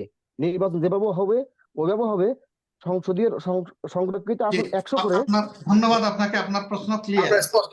জি। প্রথমটা স্যার, হচ্ছে যে আওয়ামী লীগের সাথে কোনো জোট হবে কিনা, এটার আমি কোনো সম্ভাবনা আদৌ দেখি না, কোনো সম্ভাবনা নেই। দ্বিতীয়টা হচ্ছে পিআর পদ্ধতিতে ইলেকশন হলে একটা অংশ পিআরে হলো, আরেকটা অংশ হয়তো বর্তমান কনভেনশনে হলো, হতে পারে। এটাও কোনো অস্বাভাবিক ব্যাপার না। আমরা যদি ডায়ালগে ধন্যবাদ। বসে কনসেনসাস আমরা ডেভেলপ করতে পারি, সেই সিস্টেমে হতে পারে, যাতে করে মানুষের ভোটের মূল্যায়নটা প্রপারলি হয়। আপনাকে আপনার দ্বিতীয়টাকে আমি পরামর্শ হিসাবে নিচ্ছি, প্রথমটাকে প্রশ্ন হিসাবে নিয়েছিলাম। ধন্যবাদ আপনাকে। আপনাকে অনেক ধন্যবাদ ধন্যবাদ। মাতারাম আমির জামাত। সালাম জনাব আলাইকুম। জাহিরুল আলম জীবন বলুন করে দেবেন। জি জি, আসসালামু আলাইকুম সাইফুর ভাই। আমি চট্টগ্রামের রাউজান থেকে বলতেছি। আপনাকে সালাম জানাচ্ছি, পাশাপাশি আমিরে জামাত জনাব ডক্টর শফিকুর রহমানকে সালাম জানাচ্ছি। আমি ওয়ালাইকুম মূলত আসসালাম। এই বিষয়ে আমিরে শফিকুর রহমানকে কোনো প্রশ্ন করব না। আমি একটা বিষয় আপনাদের মাধ্যমে জানানোর জন্য মূলত আমি আপনাদের সাথে জয়েন হয়েছি। আমি রাউজান সরকারি কলেজে আছি। আমি 2010 সাল থেকে এই 2024 মানে স্বাধীনের আগ পর্যন্ত কলেজে যেতে পারি নাই। আমি আছি, আমার সাথে আরো পাশাপাশি আরো 8 জন শিক্ষক আছে, 2 জন স্টাফ আছে, টোটাল 10 জন আওয়ামী লীগ পিরিয়ডে যেতে পারি নাই। আমাকে অস্ত্র দিয়ে আমার কলেজ থেকে তুলে নিয়ে গেছে, 2বার তুলে নিয়ে গেছে, হামলা করছে। আমার বাড়িঘরে গাছ কেটে নিয়ে গেছে, আমার বাড়িঘরে হামলা করছে। আমাকে অস্ত্র দিয়ে 2বার তুলে আপনাকে নিয়ে অনেক গেছে। নির্যাতন করেছে। আমি মূল প্রশ্নটা বলবো, খুব ছোট করে বলবেন হ্যাঁ, আপনারা, কারণ অনেকের সুযোগ দিতে যাচ্ছে, প্লিজ। যে মূল প্রশ্ন হচ্ছে যে অত্যাচার অনেক হয়েছে। আমার বিষয়টা হচ্ছে যে আমরা এই জাতীয়করণ, রাউজান কলেজ সরকারিকরণ বা জাতীয়করণ হয়েছে 2016 সালে। আমরা কেউ ওই কলেজের মধ্যে, যেহেতু 2010 থেকে 2024 স্বাধীনতার আগ পর্যন্ত, দ্বিতীয় স্বাধীনতার আগ পর্যন্ত যেতে পারি নাই, আমাদের কোনো কিছুই জাতীয়করণ করা হয় নাই। আপনাদের মাধ্যমে আমি জানাচ্ছি যে আমাদের কাজগুলা যাতে যদি জাতীয়করণ করা হয়, তাহলে আমরা অন্ততপক্ষ এই এত বছর যে জুলুম নির্যাতনের শিকার হয়েছি, ওই শিকার থেকে অন্ততপক্ষে নিজেরা একটু রেহাই পাবো। আমরা ওই বিষয়টা আপনাদের মাধ্যমে বিষয়টা জানাচ্ছি। আপনাকে ধন্যবাদ, কিন্তু পার্টিকুলার কোনো প্রবলেম নিয়ে আসলে আপনার প্রশ্ন নিয়ে না এসে জাতীয় ইস্যুগুলো নিয়ে যদি আসেন খুব খুব ভালো হয়, কারণ আমরা তারপরে উনি যেহেতু কথা বলে ফেলেছেন, উনি ধন্যবাদ। তার অধিকার ফিরে পাওয়ার জন্য লড়াই করলে আমি তার পাশে থাকবো। শুধুমাত্র আমি আমার অধিকারের জন্য বিষয়টা বলতেছি, আমি এটা জি, আমাদের জি, মাধ্যমে। আপনার না, আপনাকে আমি সিম্বল হিসেবে ধরছি। এরকম যারাই আছেন বঞ্চিত এবং উপেক্ষিত, নির্যাতিত, তারা যে পদক্ষেপ নেবেন আমরা আপনাদের পাশে থাকবো ইনশাআল্লাহ। জি জি জি, ধন্যবাদ। জাহিরুল আলম জীবন আপনাকে ধন্যবাদ। আজিজুল খোকন বলুন আপনি, প্লিজ। আপনি কোথা থেকে বলছেন? আমি আসসালামু আলাইকুম ওয়া রাহমাতুল্লাহি ওয়া বারাকাতুহু। স্যারকে অসংখ্য ধন্যবাদ এবং সাগর ভাইকে অসংখ্য ধন্যবাদ আমাকে সুযোগ দেওয়ার জন্য। যে সময় স্বৈরাচারের হলুদ মিডিয়াগুলো খুব বিভ্রান্ত চড়াতো, মিথ্যা সংবাদ প্রচার করতো, আমরা প্রতিটা মিনিট ফেস দ্য পিপলে ফেস টু চেক করতাম কখন কি সংবাদ আসতেছে 34শে জুলাইয়ের আগে। কিন্তু বিষয় হলো সাগর ভাই বা ফিনাকি ভট্টাচার্য বা ইলিয়াস হোসেন তাদের কাউ মানে এই যারা অনলাইন অ্যাক্টিভিস্ট আছে যারা খুব যুদ্ধ করেছে, তাদের কাউকে বর্তমান সচিবালয়ের পদ দেওয়া হয়নি, উপদেষ্টার পদ দেওয়া হয়নি। এটা আমাদের প্রবাসীদের একটা কষ্ট। সেকেন্ড হচ্ছে যে আপনার কাছে, আমরা সাধারণ মানুষের কাছে মনে হচ্ছে এই জিনিসটা, তাই আপনার কাছে প্রশ্ন করা, যদি স্বৈরাচারের বিচার না করার আগে আপনাদের রাজনৈতিক দলগুলোর চাপে পড়ে বর্তমান সরকার নির্বাচন দিয়ে দেয়, ঠিক যদি হয় জামাত ক্ষমতায় আসবে, না হয় বিএনপি, যে কোনো একটা দল ক্ষমতায় আসবে, ক্ষমতায় আসার ঠিক 4 বছর পরে আওয়ামী লীগ আবার ক্ষমতায় আসবে, যেহেতু ইন্ডিয়া যা শুরু করছে, ইন্ডিয়া ভারত মানি আওয়ামী লীগ, আওয়ামী লীগ মানি ভারত, তারা তারা বাংলাদেশের সাধারণ মানুষকে ভালোবাসে না, সেটা এখন ক্লিয়ার। সো তারপরে আওয়ামী লীগ যদি ক্ষমতায় আসে, বা বিএনপি বা জামাতের নেতা কর্মীরা বাকি জীবন আয়নাঘর অথবা জেলে থাকবে কিনা, সেটা আপনারা মনে করেন কিনা? স্বৈরাচারের বিচার আগে জরুরি নাকি নির্বাচন আগে জরুরি? এবং আরেকটা আমি আপনাদের মাধ্যমে, জি, আমরা প্রবাসীদের উদ্দেশ্য ধন্যবাদ করে ধন্যবাদ বলবো, ধন্যবাদ। আমার কাছে কোনো গুরুত্বপূর্ণ প্রশ্ন জাস্ট করেছেন। 30 সেকেন্ড, 30 সেকেন্ড, হুম, 30 সেকেন্ড। কলকাতার যে মিডিয়াগুলো বিভ্রান্ত ছড়াচ্ছে, মিথ্যা সংবাদ প্রচার করতেছে, ওইখানে দেখতেছি লাইক কমেন্ট শেয়ার করতেছে আমাদের বাংলাদেশিরাই। ওখানে কলকাতার মানুষ এই সংবাদগুলো দেখে না। শুধু আপনাদের মাধ্যমে আপনারা বলবেন যে ওদের চ্যানেলগুলো সাবস্ক্রাইব যারা করেছে বা ফলো করেছে, আনফলো করার জন্য, লাইক কমেন্ট শেয়ার থেকে বিরত থাকার জন্য। ওদের ব্যবসা বন্ধ হয়ে গেলে দেখবেন যে এই সংবাদগুলো অধিকাংশই কমে আসবে। এটাও জি, ওনাদের একটা টেকনিক। আপনাকে ধন্যবাদ। দুইটাই আপনার পরামর্শ, প্রশ্নের চাইতে আপনার পরামর্শটা বড়, আপনার কনসার্নটা, উদ্বেগটা বড়। আপনি বলেছেন যে আওয়ামী লীগের যারা দুষ্কর্ম করেছে তাদের বিচারের আগে যদি নির্বাচন হয়ে যায়, এটা দেশের জন্য কল্যাণকর হবে না। আমি আপনার সাথে এক। আমাদের যুব সমাজের দাবিও একই। আমরা আমাদের যুব সমাজকে সম্মান করি, যাদের বুক চিতিয়ে দেওয়া যুদ্ধের ফসল বর্তমানে শ্বাস প্রশ্বাস নেওয়া, আমরা তাদেরকে অপমান করতে রাজি নই। আপনাকে ধন্যবাদ এই প্রশ্ন করার জন্য। আর দ্বিতীয়টা আপনার পরামর্শ, এটা আমরা দেখবো ইনশাআল্লাহ। জি, আসসালামু আলাইকুম। আপনাকে ধন্যবাদ। জি, ইঞ্জিনিয়ার মুস্তফা শওকত ইমরান, প্লিজ। কোথা থেকে আসসালামু বলছেন? আলাইকুম জি, বারাকাতুহু। আপনার মাধ্যমে আর কি আমি দেশবাসী এবং আমিরে জামাতকে সালাম ও শুভেচ্ছা জানাচ্ছি, এবং আমাকে সুযোগ দেওয়ার ওয়ালাইকুম জন্য আসসালাম সাগর ভাই। রহমতুল্লাহ। আমিরে জামাত, আমার একটা খুবই গুরুত্বপূর্ণ প্রশ্ন আমি মনে করি, আপনি মনে করেন কিনা জানি না। কারণ হচ্ছে বিগত সরকার যে অর্থনৈতিক অবস্থা বর্তমানে করে গিয়েছে, তাতে দেখা গেছে অনেকগুলো অর্থনৈতিক প্রতিষ্ঠান সহ অনেকগুলো ব্যবসায়িক প্রতিষ্ঠান একরকম ধ্বংসের পর্যায়ে চলে গেছে। এই অর্থনৈতিক অবস্থাকে পুনর্গঠনের ক্ষেত্রে মানে ক্ষমতায় যাওয়ার আগেই জামাতের কি আসলে কোনো নির্দিষ্ট ভূমিকা বা কোনো পরিকল্পনা আছে কিনা? এবং পাশাপাশি এই যে যেটা হচ্ছে স্থানীয় সরকার কি পুনর্গঠনের ক্ষেত্রে মাঠ পর্যায়ে কর্মী বা নেতাদের, আপনাদের ভূমিকা বা পরিকল্পনা আসলে কি? সেটা যদি আসলে আপনারা অনেক আগের থেকেই জাতির কাছে যদি এটা একটা পরিকল্পনা আকারে মানে সুনির্দিষ্ট সমস্যার ভিত্তিতে এবং সেইগুলোর সমাধান কল্পে পরিকল্পনাগুলো প্রণয়ন নিয়ে যদি যেতে না পারেন, তাহলে আসলে মানে ক্ষমতা যাওয়ার চিন্তাই করা যাবে। আসলে সেটা এক এক জি, পর্যায়ে হয়তো ধন্যবাদ অভিলাষ। ধন্যবাদ। বাকি উত্তরটুকু আমরা ধন্যবাদ। যারা আপনার যে দ্বিতীয়টা আপনার পরামর্শ, এটা আমরা অত্যন্ত খুব সশ্রদ্ধভাবে গুরুত্বপূর্ণ গ্রহণ প্রশ্ন করলাম। করেছেন যে অর্থনৈতিক আর ভঙ্গুরতার প্রথম ব্যাপারে যেটা, আপনাকে। অর্থনৈতিক কাঠামো যেটা ধ্বংস হয়েছে, সেই ক্ষেত্রে রিভাইভালের জন্য আমরা কোনো দলগতভাবে প্রয়াস চালাবো কিনা, এটা আপনি জানতে চেয়েছেন। আমরা আসলে রাজনীতিবিদরা বললেন থাকি যে আমাদের দলের চেয়ে দেশ বড়। তো সেই দেশের বড়ত্বের জায়গা থেকে, গুরুত্বের জায়গা থেকে, এটা অবশ্যই আমাদের করণীয়। আমরা এই ব্যাপারে ফাইট করে যাচ্ছি। দেশের অর্থনীতির চালিকা শক্তি হচ্ছে ব্যাংক এবং নন ব্যাংকিং ফাইন্যান্সিং সেক্টর। এই দুইটা সেক্টরকে এরা কিন্তু একদম ধ্বংস করে মাটির সাথে মিশিয়ে দিচ্ছে। অনেকগুলা ব্যাংক নিবু নিবু চলতেছে। সবচেয়ে স্ট্রংগেস্ট লার্জেস্ট ব্যাংক যেটা ছিল ইসলামী ব্যাংক, এটাকে ডাকাতি করে ফোকলা করা হয়েছে। আমরা এখন এগুলাকে ফিরিয়ে আনার জন্য যুদ্ধ করছি। আপনারা দোয়া করেন যে কঙ্কাল যেটা আছে এটা যেন আবার তার শরীর নিয়ে দাঁড়াইতে পারে। যদি আমাদের এই প্রয়াস অব্যাহত থাকে, সরকার এবং সরকারের বাইরে সকল লেভেল থেকে যদি আমরা সহযোগিতা পাই, আমরা আশাবাদী যে অর্থনীতিকে আবার দাঁড় করানো যাবে। তবে আমাদের একটা অত্যন্ত মজবুত দাবি যে চুররা আমাদের দেশের যত টাকা লুণ্ঠন করে বিদেশে নিয়ে গেছে, জাল ফেলে ওইগুলা আবার দেশে ফেরত আনতে হবে। সরকারকে এই দায়িত্ব নিতে হবে এবং উদ্যোগ নিতে হবে। জি, আপনাকে ধন্যবাদ।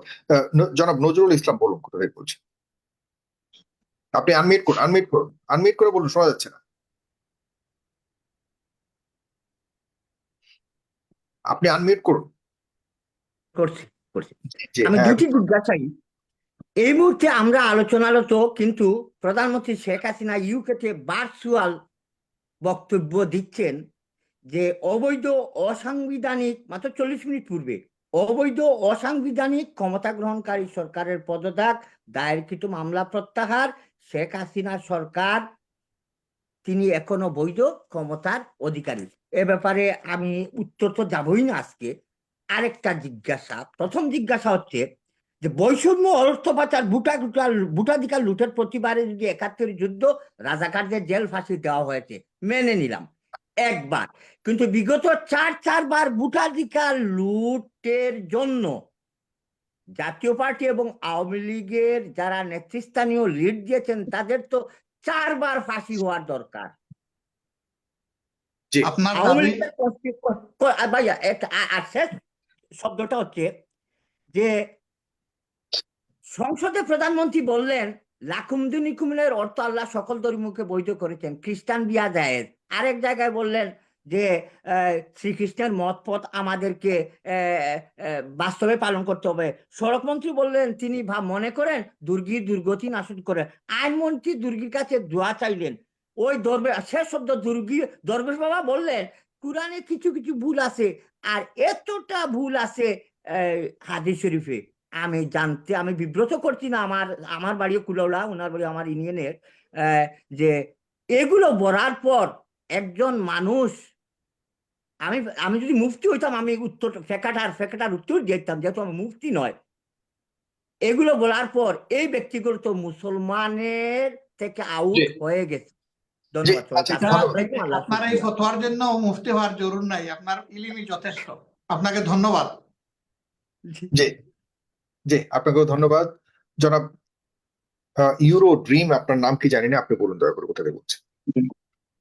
আসসালামু আলাইকুম ভাই, আমার নাম আব্দুল মুহিত আলমগীর, আমি রোমানিয়া থেকে বলতেছি। আমি মাননীয় আমিরে জামাতের মাধ্যমে একটা বিষয় সরকারের কাছে দিতে চাই। যেমন বাংলাদেশের মানুষ বিদেশে আসার ক্ষেত্রে প্রবাসীদের, বাংলাদেশের প্রধান যে স্তম্ভ যেটাকে বলা হয়, প্রবাসীদেরকে বলা হয় সবসময়, মাননীয় আমিরে জামাত কয়েকবার ওনার বক্তব্যের মাধ্যমে এটাই প্রকাশ করেছেন, আমি ওনার কাছ থেকে শুনতে পেয়েছি।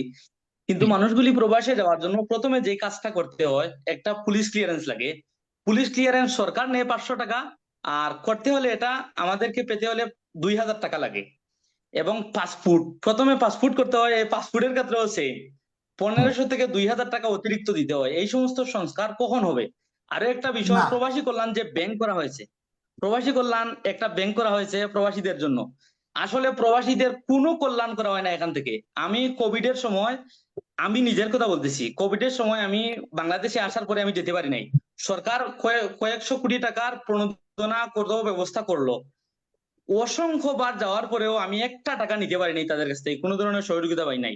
আমার রোমানিয়ার ভিসা হয়েছে, আমি কয়েকবার তাদের কাছে গেছি আসার জন্য, আমার বিমানের টিকিটের টাকা নাই, কোনোভাবে তাদের কাছ থেকে কোনো সহযোগিতা পাওয়া যায় না। মাননীয় আমিরে জামাতের মাধ্যমে আমি সরকারের কাছ থেকে এই আহ্বান জানাই যে প্রবাসে যেতে যে সমস্ত সমস্যা তৈরি হয়, পুলিশ ক্লিয়ারেন্স এবং পাসপোর্ট এবং প্রবাসী কল্যাণ ব্যাংক যে জন্য তৈরি করা হয়েছে, এখান থেকে আহত প্রবাসীরা কোনো ধরনের সহযোগিতা পাবে কি পাবে না, যদি উনি আপনি ওনার তো মাধ্যমে আরেকটা কিছু গুরুত্বপূর্ণ সরকারের কাছে জিনিস বলতেন। আপনি ছেড়ে দিয়েছেন, একটা গুরুত্বপূর্ণ জিনিস আপনি বাদ দিয়েছেন। সেটা হলো টিকেটের সিন্ডিকেশন করে টিকেটের মূল্য বাড়িয়ে এখান থেকেও জুলুম করা হয়। জি আমি সাহেব, জি অন্য দেশে এয়ারলাইন্সে দেখা যাবে যেখানে আমরা 1 লক্ষ টাকায় যেতে পারছি, এখানে দেখা যাবে আমার দেশে 2.5 লক্ষ টাকা, 1.5 লক্ষ টাকা যদি লাগে। এটা আমিরে একটা জামাত, জুলুম। যদি আমিরে জামাত বিরক্ত না হন, আমি 30 সেকেন্ডে আমার কথাটা শেষ করতে চাই এভাবে। আমি রোমানিয়ায় আছি, 50,000 টাকার মতো রোমানিয়ায় আমি দেখছি বাংলাদেশের মানুষ ইনকাম করে, এবং নেপালিরা, নেপাল এবং শ্রীলঙ্কার মানুষ, প্রত্যেকটা জি দেশের মানুষ 2 বছর পরে তারা চলে যায় তাদের দেশে। কিন্তু আমাদের এই বিমানের ভাড়ার জন্য 4 বছর মানুষ এখানে থাকলেও একটা দিনের জন্য বাড়িতে যাওয়ার এত স্যাক্রিফাইস করতে হয় আমাদের দেশের একেবারে মানুষের, ট্রু, বিমানের এই একেবারে ট্রু। জি এই ধন্যবাদ। সবগুলাই ভাঙতে হবে। আপনাদেরকে সাথে জি, নিয়ে আমরা ভাঙবো, আল্লাহ যদি শক্তি দেন, ইনশাআল্লাহ। ধন্যবাদ। আসসালামু আলাইকুম। জি ধন্যবাদ। জনাব মহিউদ্দিন জাবের, আপনি বলুন, আর দুজনের প্রশ্ন নিয়ে আজকের প্রশ্ন সেশনটা শেষ করবো, প্লিজ। জনাব মহিউদ্দিন জাবের। আসসালামু আলাইকুম, ধন্যবাদ সাগর ভাই। আমিরে জামাতকেও আসসালামু আলাইকুম রহমতুল্লাহ। আমি আমিরে জামাতকে আমি প্রশ্ন করতে চাই যে যদি সংখ্যানুপাতিক নির্বাচন না হয়ে আগের সিস্টেমে গতানুগতিক নিয়মে নির্বাচন হয়, তাহলে আমিরে জামাত কোন আসনে ইলেকশন করবেন? সিলেট সদর, না ঢাকা 15, বা শোনা যায় সিলেট পাসও করতে পারেন, তিনি কোথায় ইলেকশন করবেন?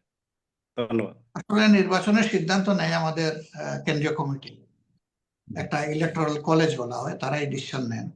এখানে আমাদের ব্যক্তির কোনো ইচ্ছা আমরা প্রদর্শন করি না, তবে সংগঠন সকল দিক বিবেচনায়, দেশের স্বার্থ বিবেচনায়, দলের ভালোর দিক বিবেচনায় তারা সিদ্ধান্ত নিয়ে থাকেন।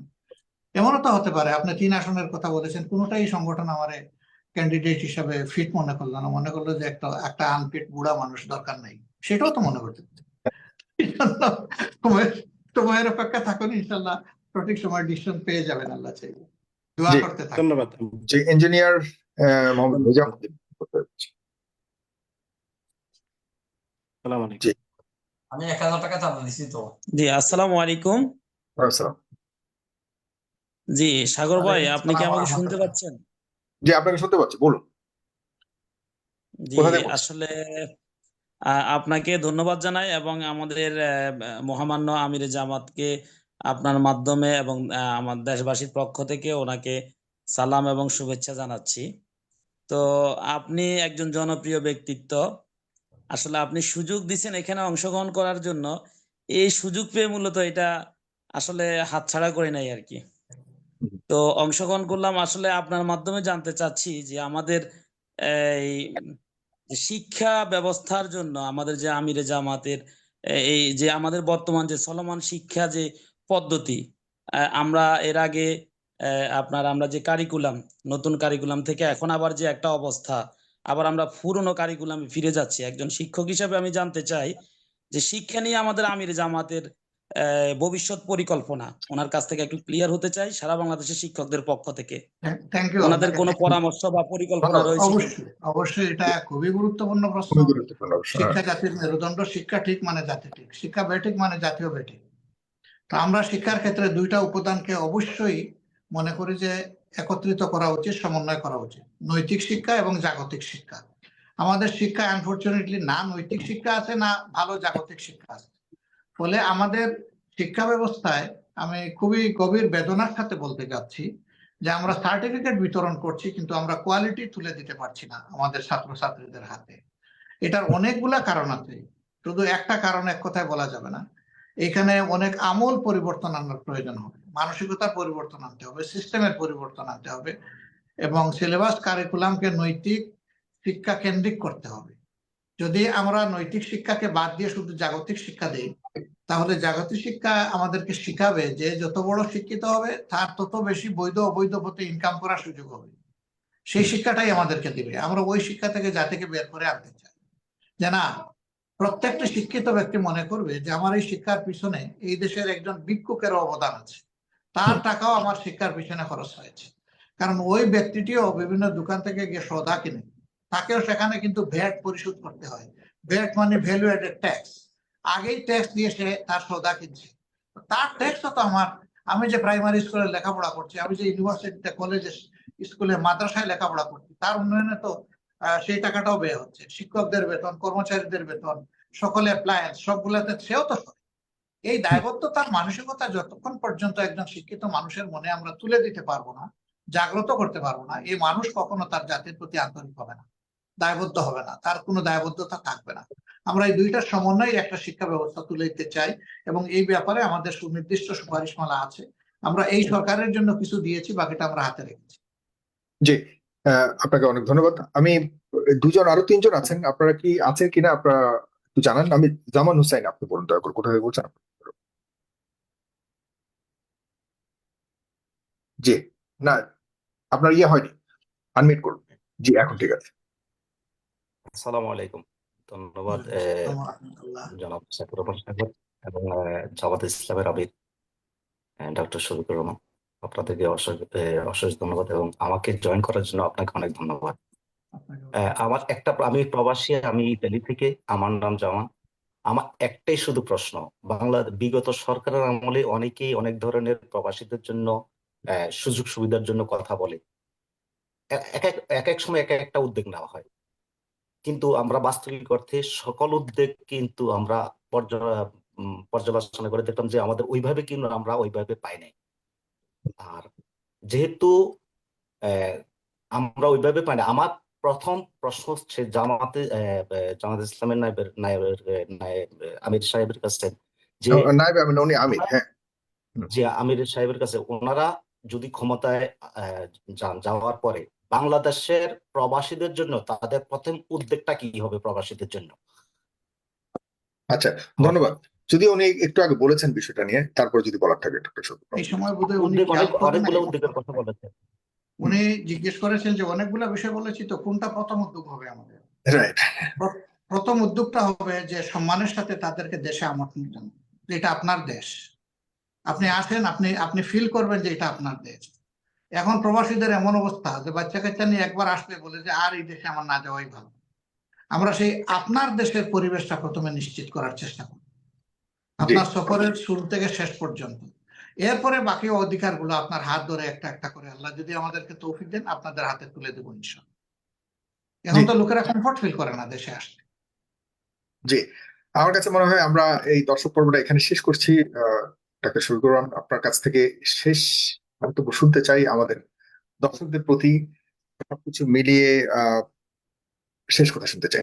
অনেক লম্বা হয়ে গেছে, আপনাকে দীর্ঘক্ষণ বসিয়ে আপনাকে রেখেছি। অনেক ধন্যবাদ। সোফার ১৫-২ ঘন্টার প্রায় কাছাকাছি আমরা একসাথে ছিলাম। Right, right. আমি ধৈর্যশীল দর্শকদেরকে প্রথমে মোবারকবাদ জানাই যে দীর্ঘ সময় তারা আমাদের সাথে অবস্থান করেছেন।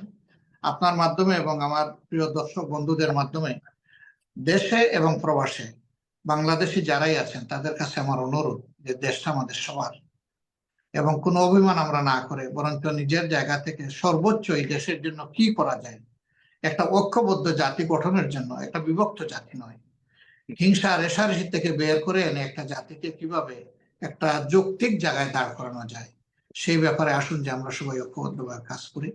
যদি আমরা এক হয়ে জাতীয় স্বার্থে কাজ করতে পারি যে যেখানে আছি, ইনশাআল্লাহ আমাদের দেশের বিদ্যমান সমস্যার যেমন সমাধান হবে, তেমন বিপুল সম্ভাবনার একটা দেশ হিসেবে আমরা শান্তিপূর্ণ একটা দেশ আমরা ফিরে পাবো, যে দেশের মানুষ নাগরিক হিসাবে পরিচয় দিতে দেশে এবং প্রবাসে সর্ব জায়গায় তারা গর্ববোধ করবে। এমন একটা মানবিক দেশ গড়ার জন্য সকলের আন্তরিক সহযোগিতা চাই, এবং আমাদেরকে আপনারা সময় সময় যদি আপনাদের পক্ষ থেকে গুরুত্বপূর্ণ পরামর্শ দিয়ে এবং আমাদের কোনো কাজ যদি আপনাদের পছন্দ না হয় তার সমালোচনা করে আপনারা আমাদেরকে সহযোগিতা করবেন, এই আহ্বান আপনাদেরকে জানাতে আমি চাই। আপনার সাথে যখন কথা বলি তখন আপনাকে আমি বলেছিলাম যে আমার এখানে একটা সেগমেন্ট আছে, সেটা হলো জনগণের মুখোমুখি হতে হয়, বা করি আমি সব ক্ষেত্রে না। যেসব নেতারা রাজি হন, কেউ কেউ রাজি হন না, কিন্তু আপনি খুব চমৎকার ভাবে ওয়েলকাম করে বলেছেন আপনি, বরং এটা খুবই ভালো উদ্যোগ। অবশ্যই আমি জনগণের মুখোমুখি হতে চাই। আশা করি আপনার এই উদ্যোগ সমন্বিত থাকবে, আপনার কথাগুলি আপনি বাস্তবায়নের উদ্যান করবেন এবং জনগণ আপনাদেরকে সরাসরি প্রশ্ন করবার সুযোগ পাবে, এবং সেই জবাবদিহিতার ক্ষেত্রে আপনারা এই ক্ষেত্রে আমরা আপনাদের দোয়া, ভালোবাসা, সহযোগিতা চাই, আপনাদেরকে পাশে চাই এবং আপনাদেরকে সাথে চাই। জি, আপনাকে অনেক ধন্যবাদ, অনেক কৃতজ্ঞতা জনাব ডক্টর শফিকুর রহমান। আবারও কখনো দেখা হবে, খুব শীঘ্রই দেখা হবে অন্য বিষয়ে। সামনে নির্বাচন আসছে, আপনাকে আপনার কথা শোনার জন্য আবারও হয়তো আপনার কাছে যাব জনগণের মুখোমুখি করার জন্য। প্রিয় দর্শক, ভালো লাগলে অনুষ্ঠানটাকে শেয়ার করবেন। আর প্রতিদিন রাত 9টায় আমাদের এই ফেস দ্য পিপল অনুষ্ঠান দেখবার জন্য চ্যানেলটিকে সাবস্ক্রাইব করবেন, ফলো করবেন। কাল দেখা হবে। আজকের মতো এখানে বিদায় নিচ্ছি। ডক্টর শফিকুর রহমান, আপনার প্রতি অনেক কৃতজ্ঞতা জানিয়ে শেষ করছি। ভালো থাকবেন, সুস্থ থাকবেন। শুভরাত্রি। আসসালামু আলাইকুম রহমতুল্লাহ।